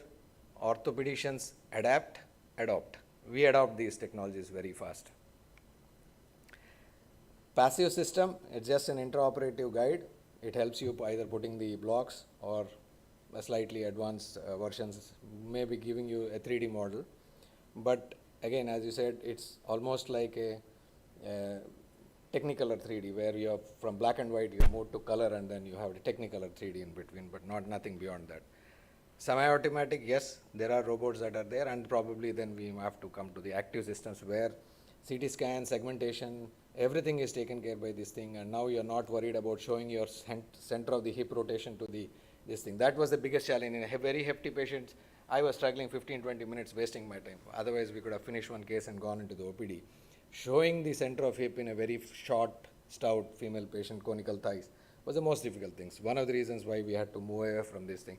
Those things are taken away in an active system. So literature, I think too much has been said, and I don't want to be repeating the same things again. But yes, we have a gap measured resection. Now we have moved on to kinematics, or whichever field you choose to be, whichever side you want to be. You have your own reasons, but definitely, yes, if you look at the, even in the experienced hand, the clinical estimate of the epicondyles is a difficult thing, and this will lead to malrotation of the femur.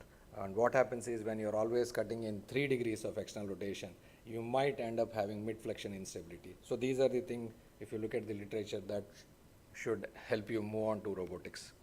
So some more of the same things. QS, why QS at all? So as I said, QS comes from a word cure and vis. Vis is a Latin word for force or the power. So when you have the power to heal, so that's what is QS. So what did QS do? It went to Curexo, and what was the demand? It took all the feedback from the surgeons, and what do a surgeon want? Orthopedic surgeon, as I said, time restraint.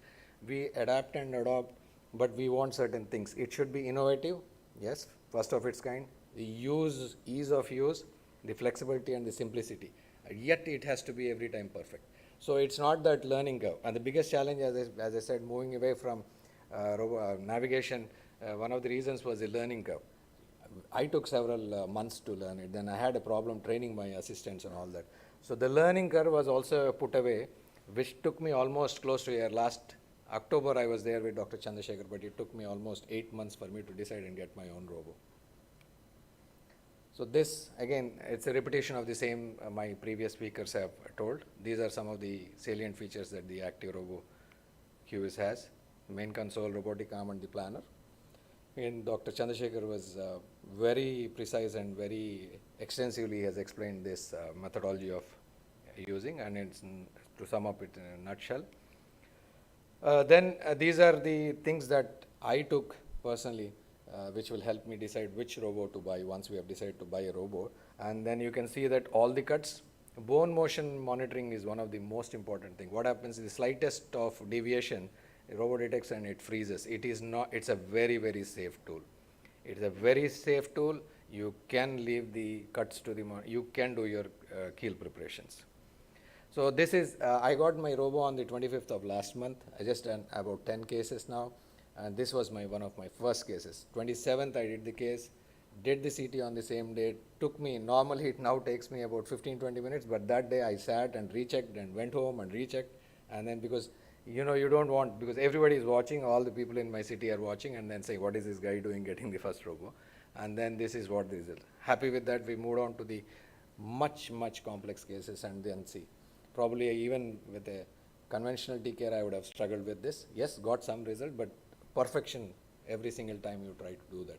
So this is the kind of confidence you develop in your first 10 cases. So imagine if you buy reproducible, easy, you can always change, and now you have a little bit of choices also. You can go for a opulent, you can go for a freedom, you can go for the destiny that these people offer, and then is expandable.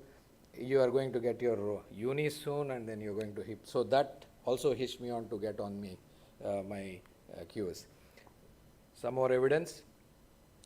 Journal of Orthoplasty, yes, definitely. If there is a lot of improvement with the RATCA, British Journal of Medicine, then this also shows that again when you compare a convention versus robotic TKR, yes, the functionality and the alignment was better. Some more.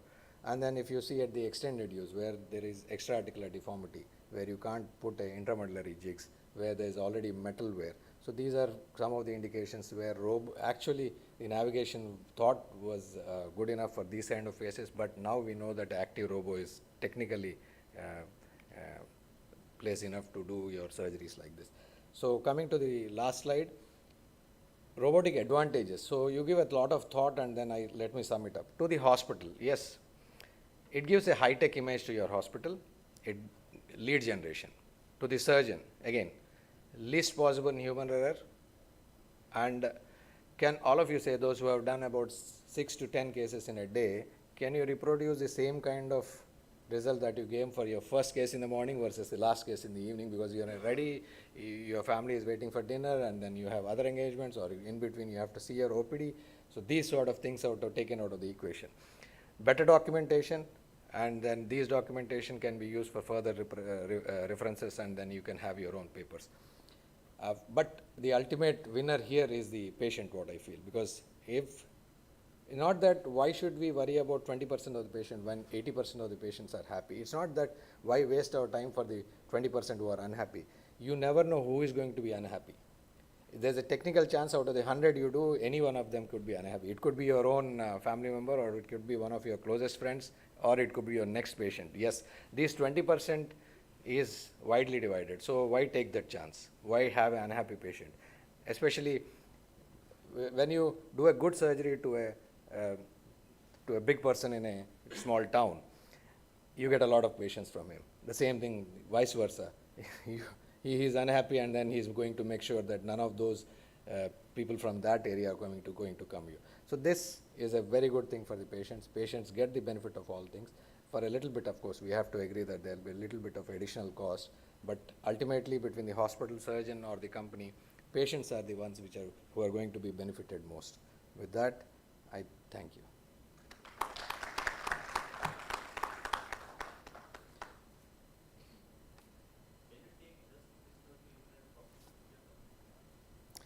Yes, sir, you can actually change any order you want to do. You can do the tibia first, femur first, do the extension gap, flexion gap, whichever way you want.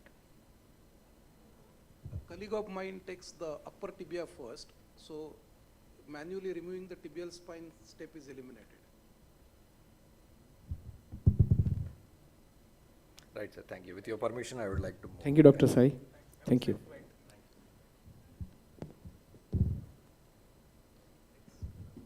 I would like to call on Dr. Pramod Bhor for his talk on intraoperative tips and tricks in image-based robotic TKR.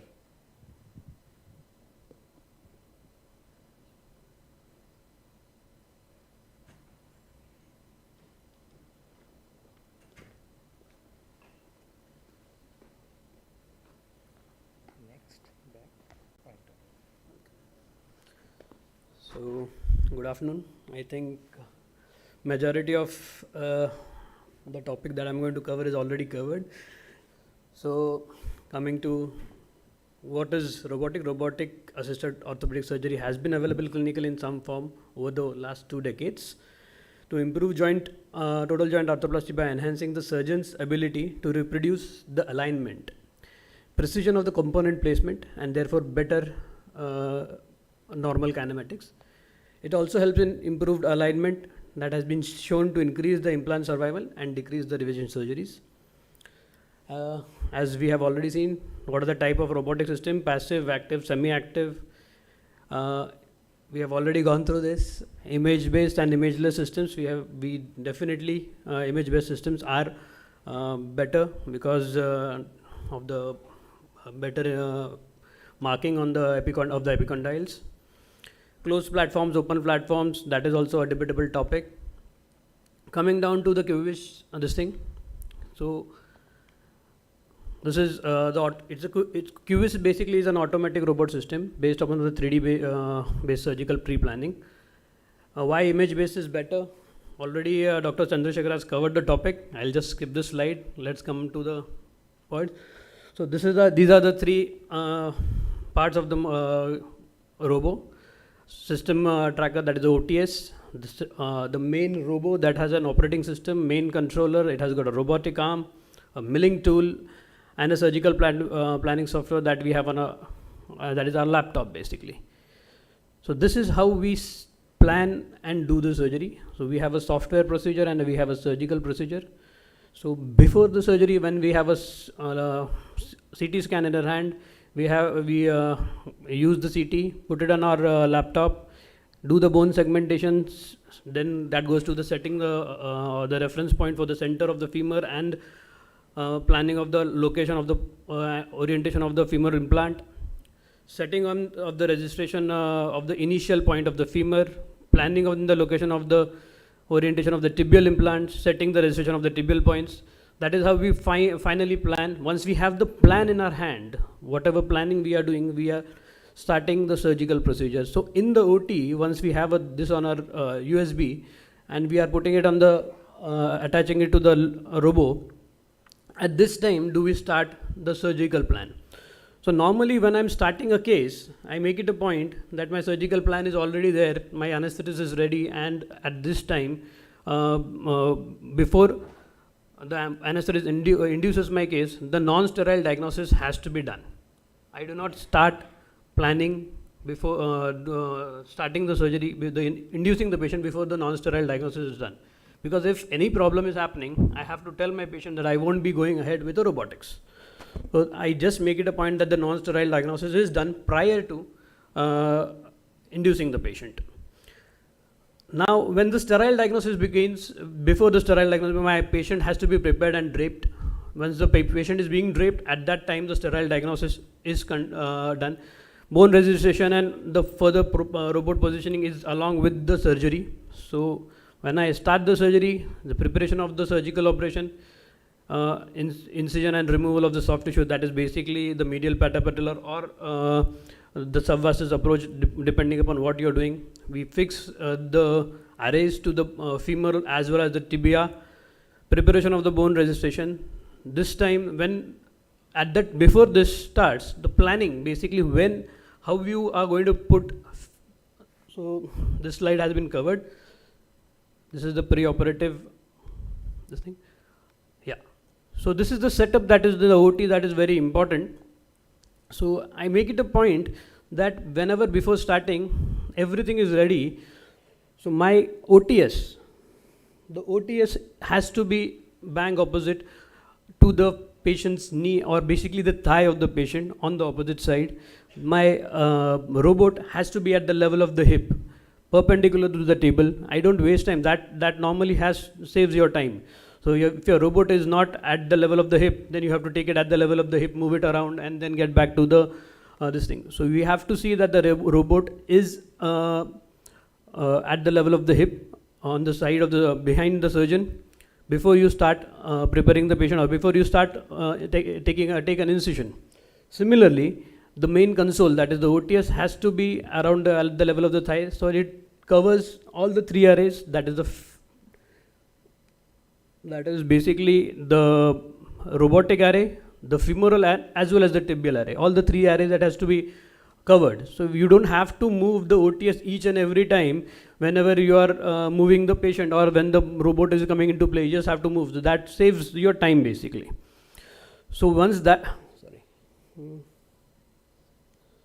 so once that is done, then do we start femoral registration and tibial registration. Yeah, sorry. So this is how this is looks. The setup in the OT looks like. The femoral array, the tibial arrays are placed. So as Dr. Chandra Shekhar and Dr. Articular has shown today, we can just put the femoral pins in the wound. That is a great advantage, and that can really save quite amount of time. So here we can see even the distractor. I have put the distractor, which normally by putting the distractor, I don't have to remove the tibial spine in many of my cases. I have never, frankly speaking, in my short span 36 cases, I have removed tibial spine only for one case. I did not have to remove the tibial spine for any other case. From the foot side, this is how the setup looks like. When the table, as the robot is attached to the patient, you can see the OTS is exactly at the thigh level. On the opposite side, it should be around 1.5 feet away from the table, so that it covers the whole thing. This is how it looks once the femoral arrays as well as the tibial arrays, they have to face towards the OTS, not internally facing. They have to be facing towards a little bit on the cranial side. You have to make the angle a little bit cranial, so that because the the robot is going to come from the around the hip region. It is a little bit higher towards the cranial side of the patient. So you have to see that the tibial array specifically faces the cranial side. Otherwise, if it is facing caudal, it is going to definitely not be seen by the OTS. So once this is done, we make the cuts, and the surgery is simple. Normally I make it a point. One more important thing is whenever I'm doing the femur, I don't require to keep my tibial arrays open. I cover it with a mop so that they don't become wet or the bone debris doesn't go into that. This saves the time later. Similarly, I protect my femoral arrays with from the irrigation so that I don't have to wait.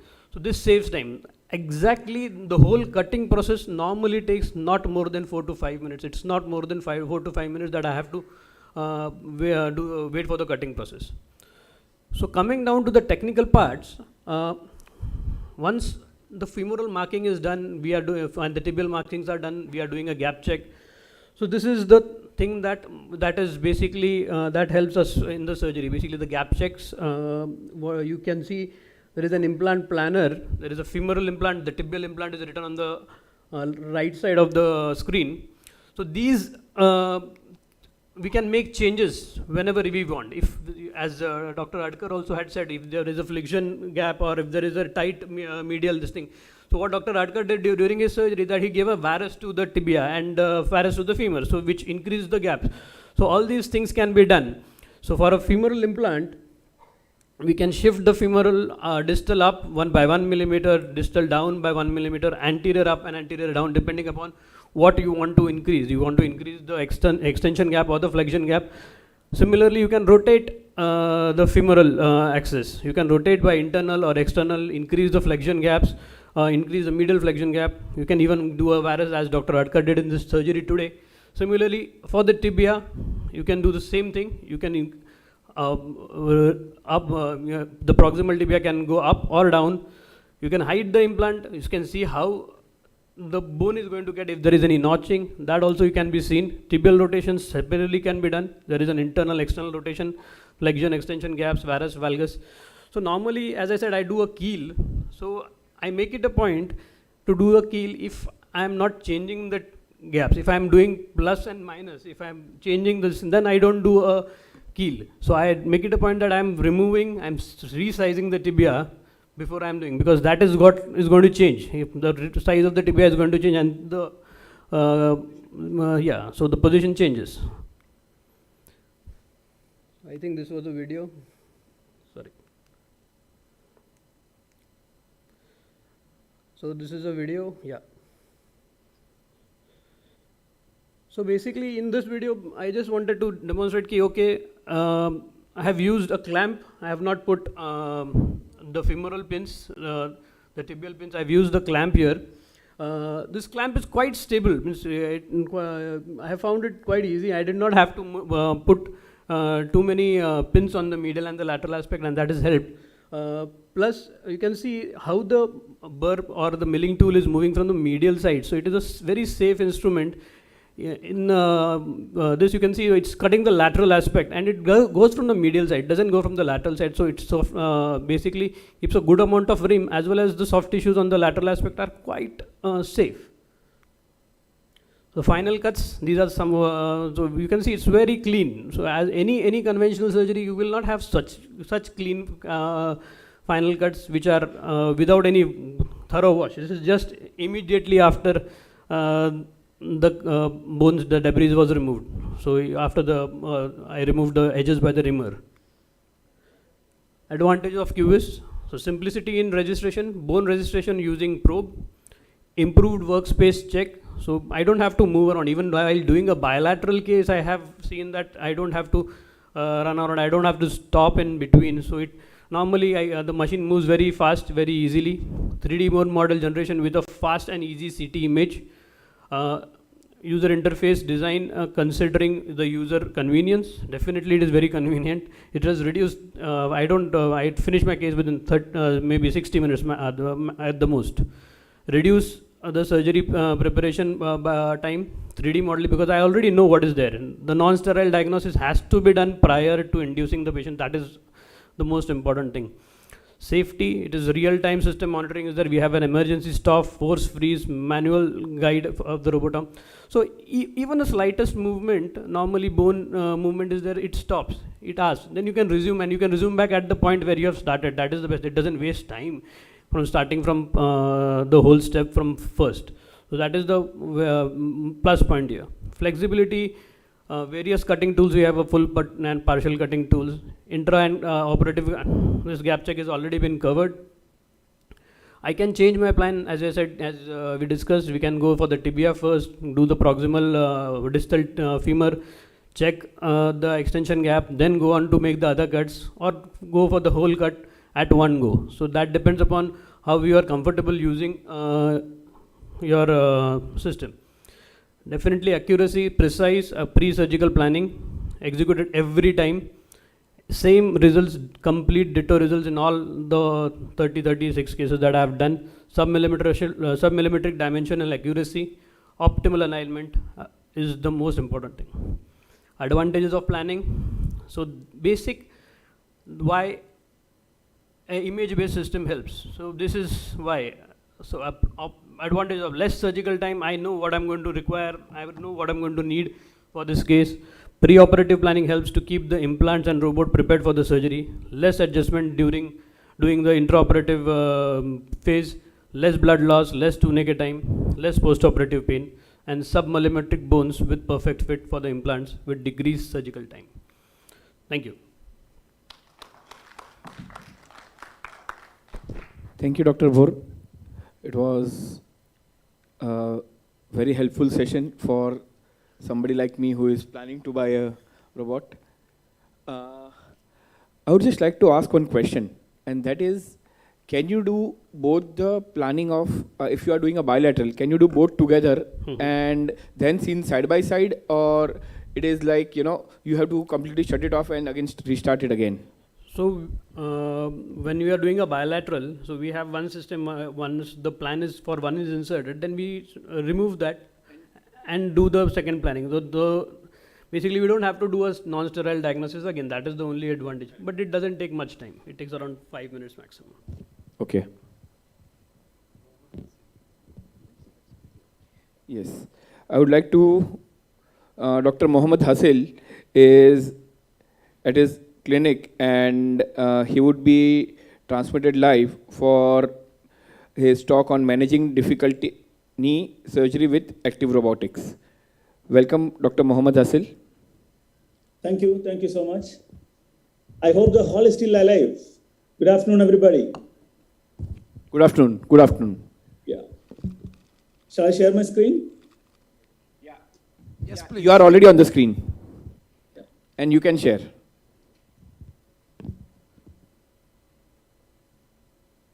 So thank you so much, Meryl and team, for giving me this opportunity. Thank you so much, Dr. Adkar and Dr. CP, for that wonderful demonstration of surgery and a wonderful talk by Dr. CP. And Dr. Sanjay Londe. Everyone has covered most of the things which I'm supposed to talk in their talks. Okay, but still let me run through. So this is one of the most successful operations which has revolutionized the treatment of osteoarthritis. That's a total knee replacement. But we know that though the survivorship, 20-year survivorship is excellent with more than 95% in many studies, however, we know that there's 20% of the patients are dissatisfied. More than 30% have got some alignment outliers. So whether it directly correlates to the dissatisfaction, we really don't know. And many of the time, it's conventionally associated with multiple soft tissue injuries. So we are all being arthroplasty surgeons, our final and ultimate focus is to have our knees to have the best survivorship with the best of patient satisfaction for most of our patients and to have reduced revision arthroplasty in our patients. So how to get these things done? So that's why the technologies come into play to improve the precision of your surgery, thereby extrapolating your precision to a better outcomes. So anything which comes with an ideal way of development. Once an idea is formulated, which is developed by a team of biomedical engineering, the idea and the development is explored to the respective industry of their choice. And once it is explored, it is being assessed in your patients, and we are in this stage and just waiting for a long-term follow-up to authoritatively comment. This is the game changer in total knee replacement. So let me come to my topic per se. It's about how to manage complex knees. So what exactly we mean by a complex knee? So it's about severe angular deformities, like more than 20 degrees of varus or valgus. It's about extra-articular deformities. It's about previous surgeries with having prior incisions and patellar issues, especially neglected patellar dislocations or previous patelectomy surgeries. So in the angular deformities, whether it's a coronal or a sagittal deformity, and in extra-articular deformity, it can be post-traumatic, it can be genetic or developmental extra-articular deformities, and it can be metabolic, or it can be iatrogenic issues. So the coronal, it's a varus or a valgus malalignment more than 20 degrees, sagittal with a stiff knee of a fixed flexion deformity. It can be because of post-trauma, septic, or an aggressive osteoarthritis with significant posterior capsular contraction. And in the other one, it's a recurvatum with valgus knee or varus knee combined mostly, or plain recurvatum in neurological issues. Traumatic, mostly it's because of malunion in tibia or femur. In the genetic or developmental, it can be secondary to skeletal dysplasia, Paget's, osteopetrosis, or in metabolic conditions like rickets and osteomalacia, iatrogenic, mostly, especially with the current scenario, secondary to previously done HTO or distal femoral osteotomy. So this is, in a nutshell, a conclusion about what a complex knee is or what a difficult knee is. So how well we can use the benefits of active robotics in dealing with these complex knees. So how the intraoperative tips and tricks, everything has been very well demonstrated by previous speakers. So let me come to whether it's just a matter of correcting the alignment or not. So let me just tell a short story about this. This is one of the patients who has come to me 5 years back when I was doing purely navigating surgeries. So that she is complaining of right knee pain when she was presented to me. Left knee was done around 10 years back in some other centers. She's so happy with this left knee, and she wants the right knee to be replaced from our center. This was her scanogram. The scanogram showed significant varus on the right side with grade 4 KLOA, and on the left side, her deformity was not corrected at all. has got still in persistent varus, but she's extremely happy on the left side after 10 years of her primary surgery. So I told her that being a navigating surgeon, I'm much fond of correcting everything to mechanical alignment. And the moment I do your right knee, you're going to have a straight knee. Are you okay with this? She told, yeah, even with an under correction on my left side, I'm so happy. So if you do the right knee with even better correction with the newer technology, I'm going to be more happy. So we did that with on the right side. I have recreated the alignment perfectly. This is a post-operative scanogram, which is showing an excellent correction on the side which I have done. And the 10-year follow-up, the other side is still persistent varus. Now it's 5 years follow-up. Honestly, let me tell you, she's still unhappy with the knee that I have operated, and she's so happy with the persistent varus TKR on the left side. So I was checking, what exactly is the consensus behind all these things? Is it just the recreation of mechanical alignment? So this was a huge study undertaken in Minnesota by Sebastian Parrott et al. Team with a 15-year long-term follow-up study, and he has clearly concluded that a mechanical axis goal of 0 plus or minus 3 degree is of little practical value for predicting the durability of modern total knee arthroplasty implants. So let me tell you, it's not just about getting the alignment right. So how to go to the next level or the next step. So what's our issue? The number of TKRs being performed is exponentially increasing. Similarly, the revision rates are also increasing. The number of patients who are getting a knee replaced at a younger age is increasing. That means the patient age is decreasing, yet the demand or expectations are increasing. And the failure mode is changing, and number of failure modes with the knee being failed is also increasing, resulting in early revisions. And these are the indicators of revision. We are all thorough about it, but the key is, the Ferring et al. Concluded that overall rate of revision could be reduced by 25% by careful ligament balancing alone. So now we got to the next step. It's about recreating the alignment to a reasonable perfect level and get your soft tissue ligament balancing alone. So what are the challenges? This is what is going to be addressed by utilizing technology and make your knee even more perfect. So the challenges is getting the component positioned accurately, restore the native key knee biomechanics. That's the most important point I should say, that get your knee restored to the best possible native knee biomechanics. Perfect alignment, I won't say it's mechanical, I won't say it's kinematic, I won't say it's functional. As Dr. C.P. said,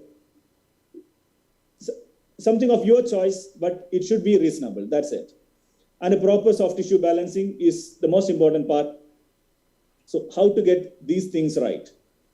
So let me take you through a few steps. First, assess the deformities well. Whenever you are addressing a complex knee or a difficult knee, assess the deformity well. Whether it's a uniplanar deformity or a biplanar deformity or a triplanar deformity.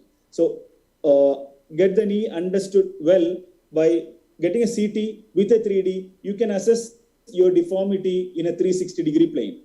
Assess whether it's an isolated deformity or a combined deformity. If it is combined, what are all the factors, like whether it's a coronal with a coronal sagittal deformity or a rotational deformity as well. Have a look at the instability part as well, because especially in case of neglected posterolateral corner injuries, the moment you release something and make your bone cuts, previously fibrous things on the posterolateral corner structures will be released, and you will end up in an excessively increased flexion space, which you will find it extremely difficult to balance later. Similarly, understand the images as well, because whenever you are having or you are going to address a complex knee or a difficult knee, your radiology finding is not going to be the same whenever you see the other thing. Just because malrotation of the joint can affect the coronal measurements on a full limb length radiograph, and magnification can be greater than normal because the knee is closer to your X-ray beam. So the AP radiograph should be centered on the obliquity of tibial plateau. This is what you should tell your radiologist, how to get a perfect, reasonably acceptable X-ray when you are dealing with a complex knee. So what are your considerations? to quantify and locate the deformity, what is your correction? Is it purely intra-articular or it's going to be an extra-articular correction as well? So plan your backup plan of an osteotomy as well, with how to plan your releases. What is your method of fixation for if you're planning an extra-articular correction? And for this, your newer techniques such as computer-assisted and robotic assisted, also to some extent, a personalized instrumentation is going to be helpful for you. Similarly, after an osteotomy, your proper alignment and stability can be obtained with routine bony and soft tissue balancing alone. And the variation, you should be thorough with whenever you are addressing an open wedge or a closed wedge. What happens when you address a closing wedge? You should be ready with a offset stem backup as well. So this everybody knows about these things.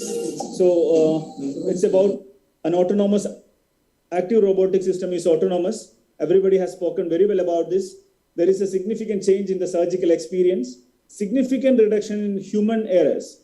Pre-planning is the new dimension and is the best key for success in a robotic surgery, because you do a complete virtual stimulation before surgery and it adds value with implant positioning, precise bone cuts, implant selection with the correct size and rotation.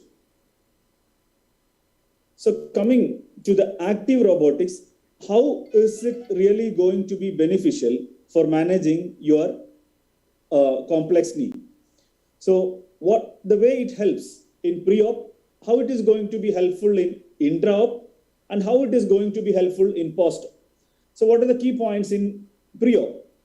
It is purely CT based, and what are all the advantages of having a image-based program? Dr. CP sir has beautifully explained everything, so I'm not going into the details of those things. So you know how to define the deformity there. So you have a clear idea what is happening with the knee that you're going to do TKR tomorrow, and you understand the deformity well. With the software planner, you exactly know how to correct it with a three-dimensional approach, how to get your coronal deformity done, what is your sagittal issue, what is your rotational issue. And you do it for creating a best possible rectangular, well-matched flexion extension space medially and laterally, and with minimum or as much as possible nullifying the need for soft tissue releases. You know exactly what is the implant size. For the last 1 year, I'm doing robotics. And for me, it's all about 99% the implant size is the same. And the 1%, it's not the size has been mismatched. I have readjusted on intraoperatively for making a better soft tissue planning based on the soft tissue tension. And intraoperatively, it is a 360-degree versatile planning prior to bone cuts. So you know everything what is going to happen after your bone cuts.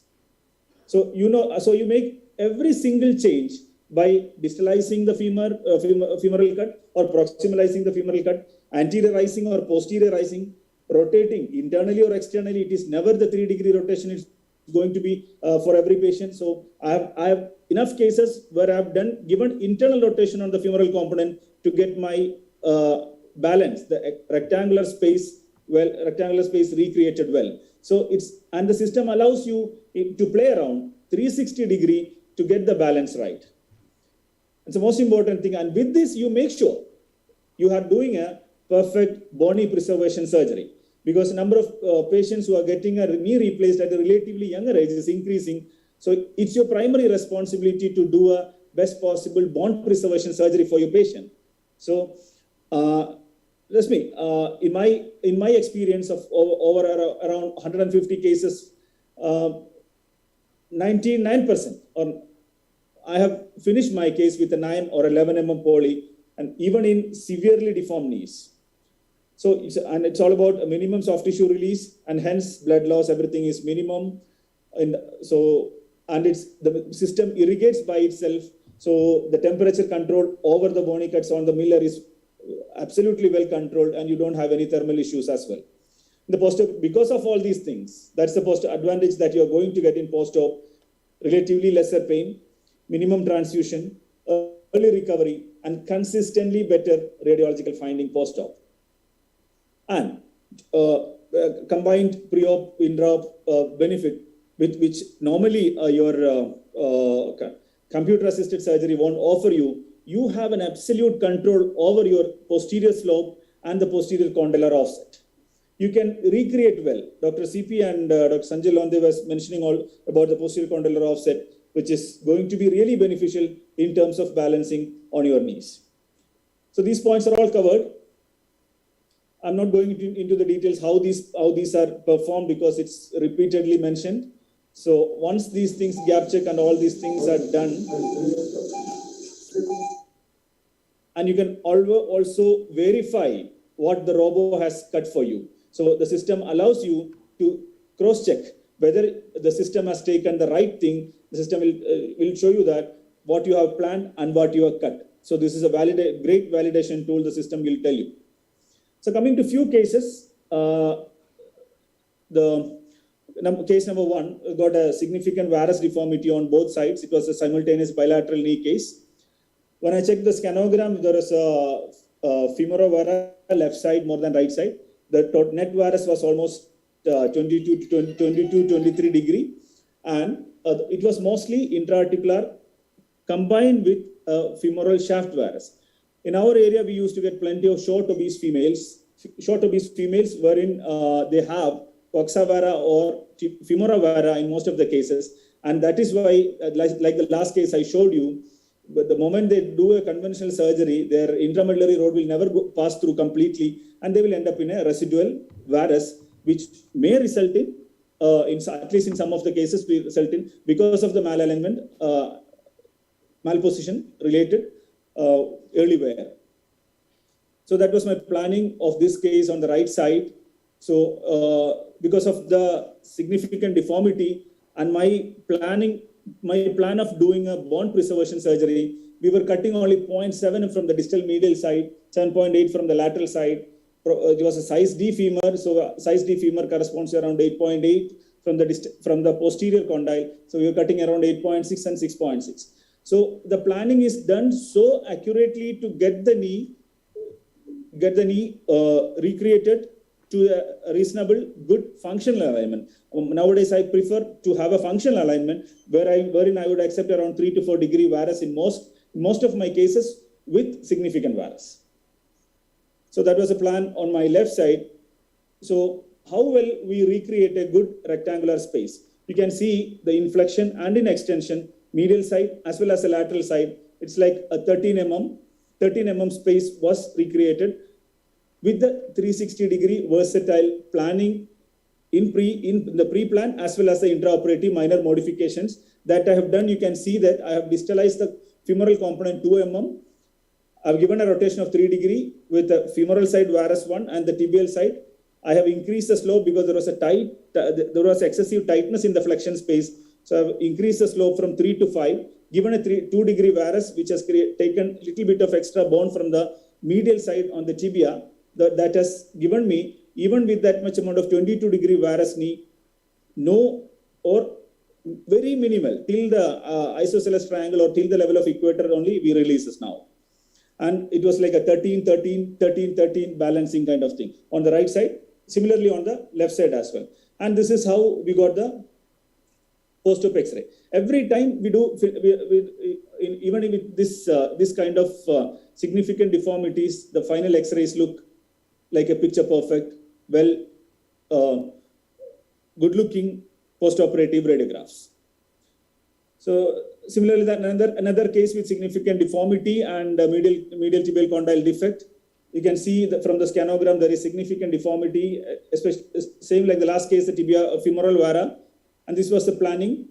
All the planning were done in such a way that from a 3-dimensional point of view, the femoral component is placed and rotated, flexed in all the planes, like in the coronal plane, axial plane, and the rotational plane. The component is placed in such a way that the deformity is minimized with least possible bone cuts and least possible soft tissue releases. And this is how the final balancing comes, like the spaces comes to 10, 10, 11, 10. So it's within a millimeter or within 2 millimeter accuracy, you're balancing the space and getting your post-op x-rays absolutely looking stunning. Another case with significant medial condylar defect, similar way of planning.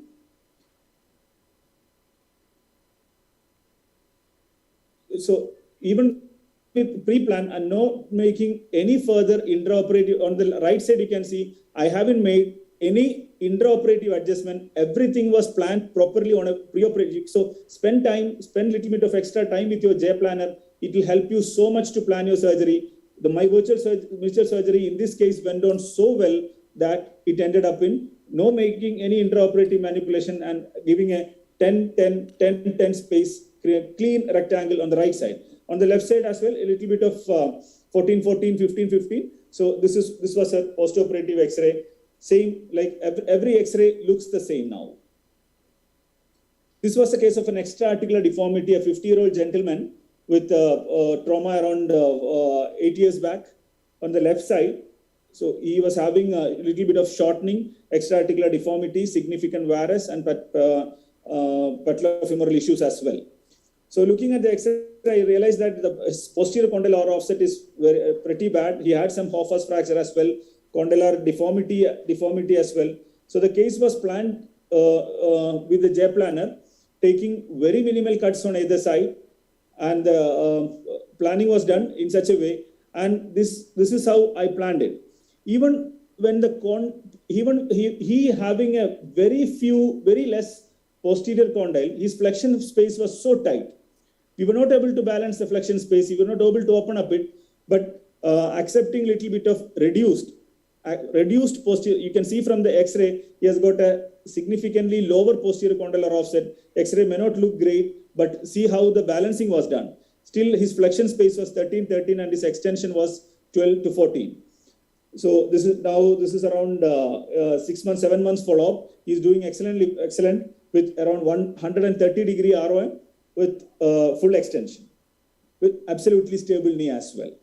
So this is how the pre-operative planning and intraoperative minor modification helps you to get the soft tissues in best possible position. This was another case of rheumatoid lady, crippled lady with right hip completely bony ankylosed. Left hip, she had a problem. This hip was done by ourselves around 3 months back before she came with her knee problems. Bone was so osteoporotic. While doing the total hip, she had an acetabular fracture intraoperatively, the posterior column, which was fixed on table. And she's pretty happy with the hip side. And she wanted us to do her left knee as well.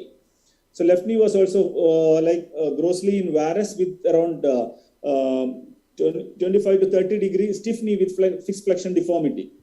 So we have decided to do the left side since that the knee was giving excessive strain on her THR side.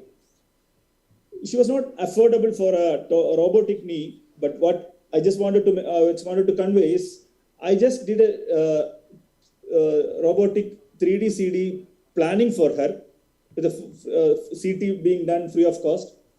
I could complete that case very well, and she had an excellent post-operative results as well.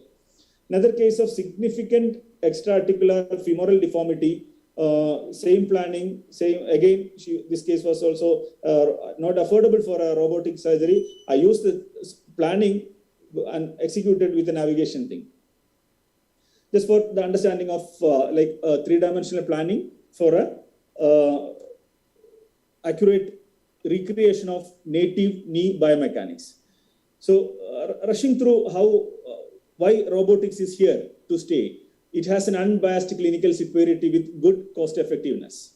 So how can you assess this with good, whether it's economically viable? What about alignment, learning curve? What about the prediction of implant size? What is the literature published so far on patient-reported outcomes? What's the radiographic analysis? What is the impact on the surgeon's posture and workload? So this is how we can assess whether the robot is here to stay. So I was going through multiple papers. This is the one which I should mention, that impact of other financial conflicts on robotic assist. 83% of the publications so far published has been having an industry-driven paper. So reliability on which you can cover or can trust upon is still not valid. Still, let's see how well we can go about in most reputed index journals, how well we can. This is one of the paper published in knee, robotic arm assisted knee associated with improved early functional recovery and reduced time to hospital discharge compared with conventional jig-based total knee arthroplasty. Alignment accuracy and precision, 3 times more accurate and 3.2 times more precise. Robotic, another recently published 2018 Journal of Arthroplasty, robotic arm assisted. So it says that long-term outcome is required, but the early results are extremely promising with potential advantage. And the learning curve is approximately 20 to 40 curves. But if you're a navigating surgeon, I should say honestly, it's about 5 to 8 cases. Prediction of implant size 95 to 99% accurate it is. Outcome measures excellent. What impact on the surgeon's workload? Surgeons are significantly more satisfied with robotic TK because it's fun. And this Journal of Arthroplasty, this is by the great Parvisi et al. Team. Is it a real innovation or a marketing ruse? So he says that it's going to consume more time, which is linearly correlated to complications. But after having taken into consideration so many different factors, he finally concludes that if it is proven and truly beneficial and cost effective, the rewards to the industry and to the patient would be substantial with the robotic total knee arthroplasty. Similarly, safe and effective use of active robotics, early results are truly promising. So this is what the active RoboDoc surgical analysis. Robotics has a potential to enable surgeons to consistently attain ideal postoperative alignment. Use of bone movement monitors and haptics, integrated navigation system enhances the safety profile of RoboDoc, the active robo system available now as QBIS in India. So I'm finishing off. So what exactly is the complex knee? I'm just revising through. So this is the final slide, having all these things, FFD, recovertum, how well you can address these things in metabolic conditions and postoperative conditions. So the pre-operative benefits, intraoperative benefits, postoperative benefits. So to conclude, planning is substantially more accurate, having less dissection, less exposure, and less trauma to tough tissues. It consistently reproducible accuracy and precision of bone cuts and soft tissue balancing, decreases the recovery time. Overall, it improves outcome and expected to have better longevity. Thank you so much.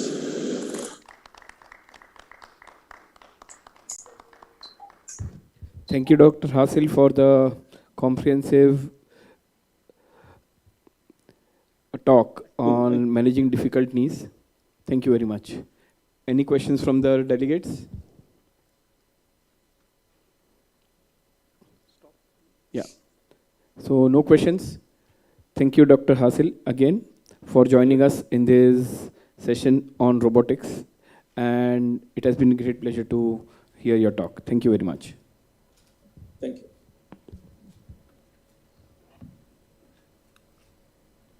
Thank you so much. As we commence to the end of 16th master course, so it was a great pleasure to have all of you over here. And thanks to all the delegates, faculties, as well as session directors for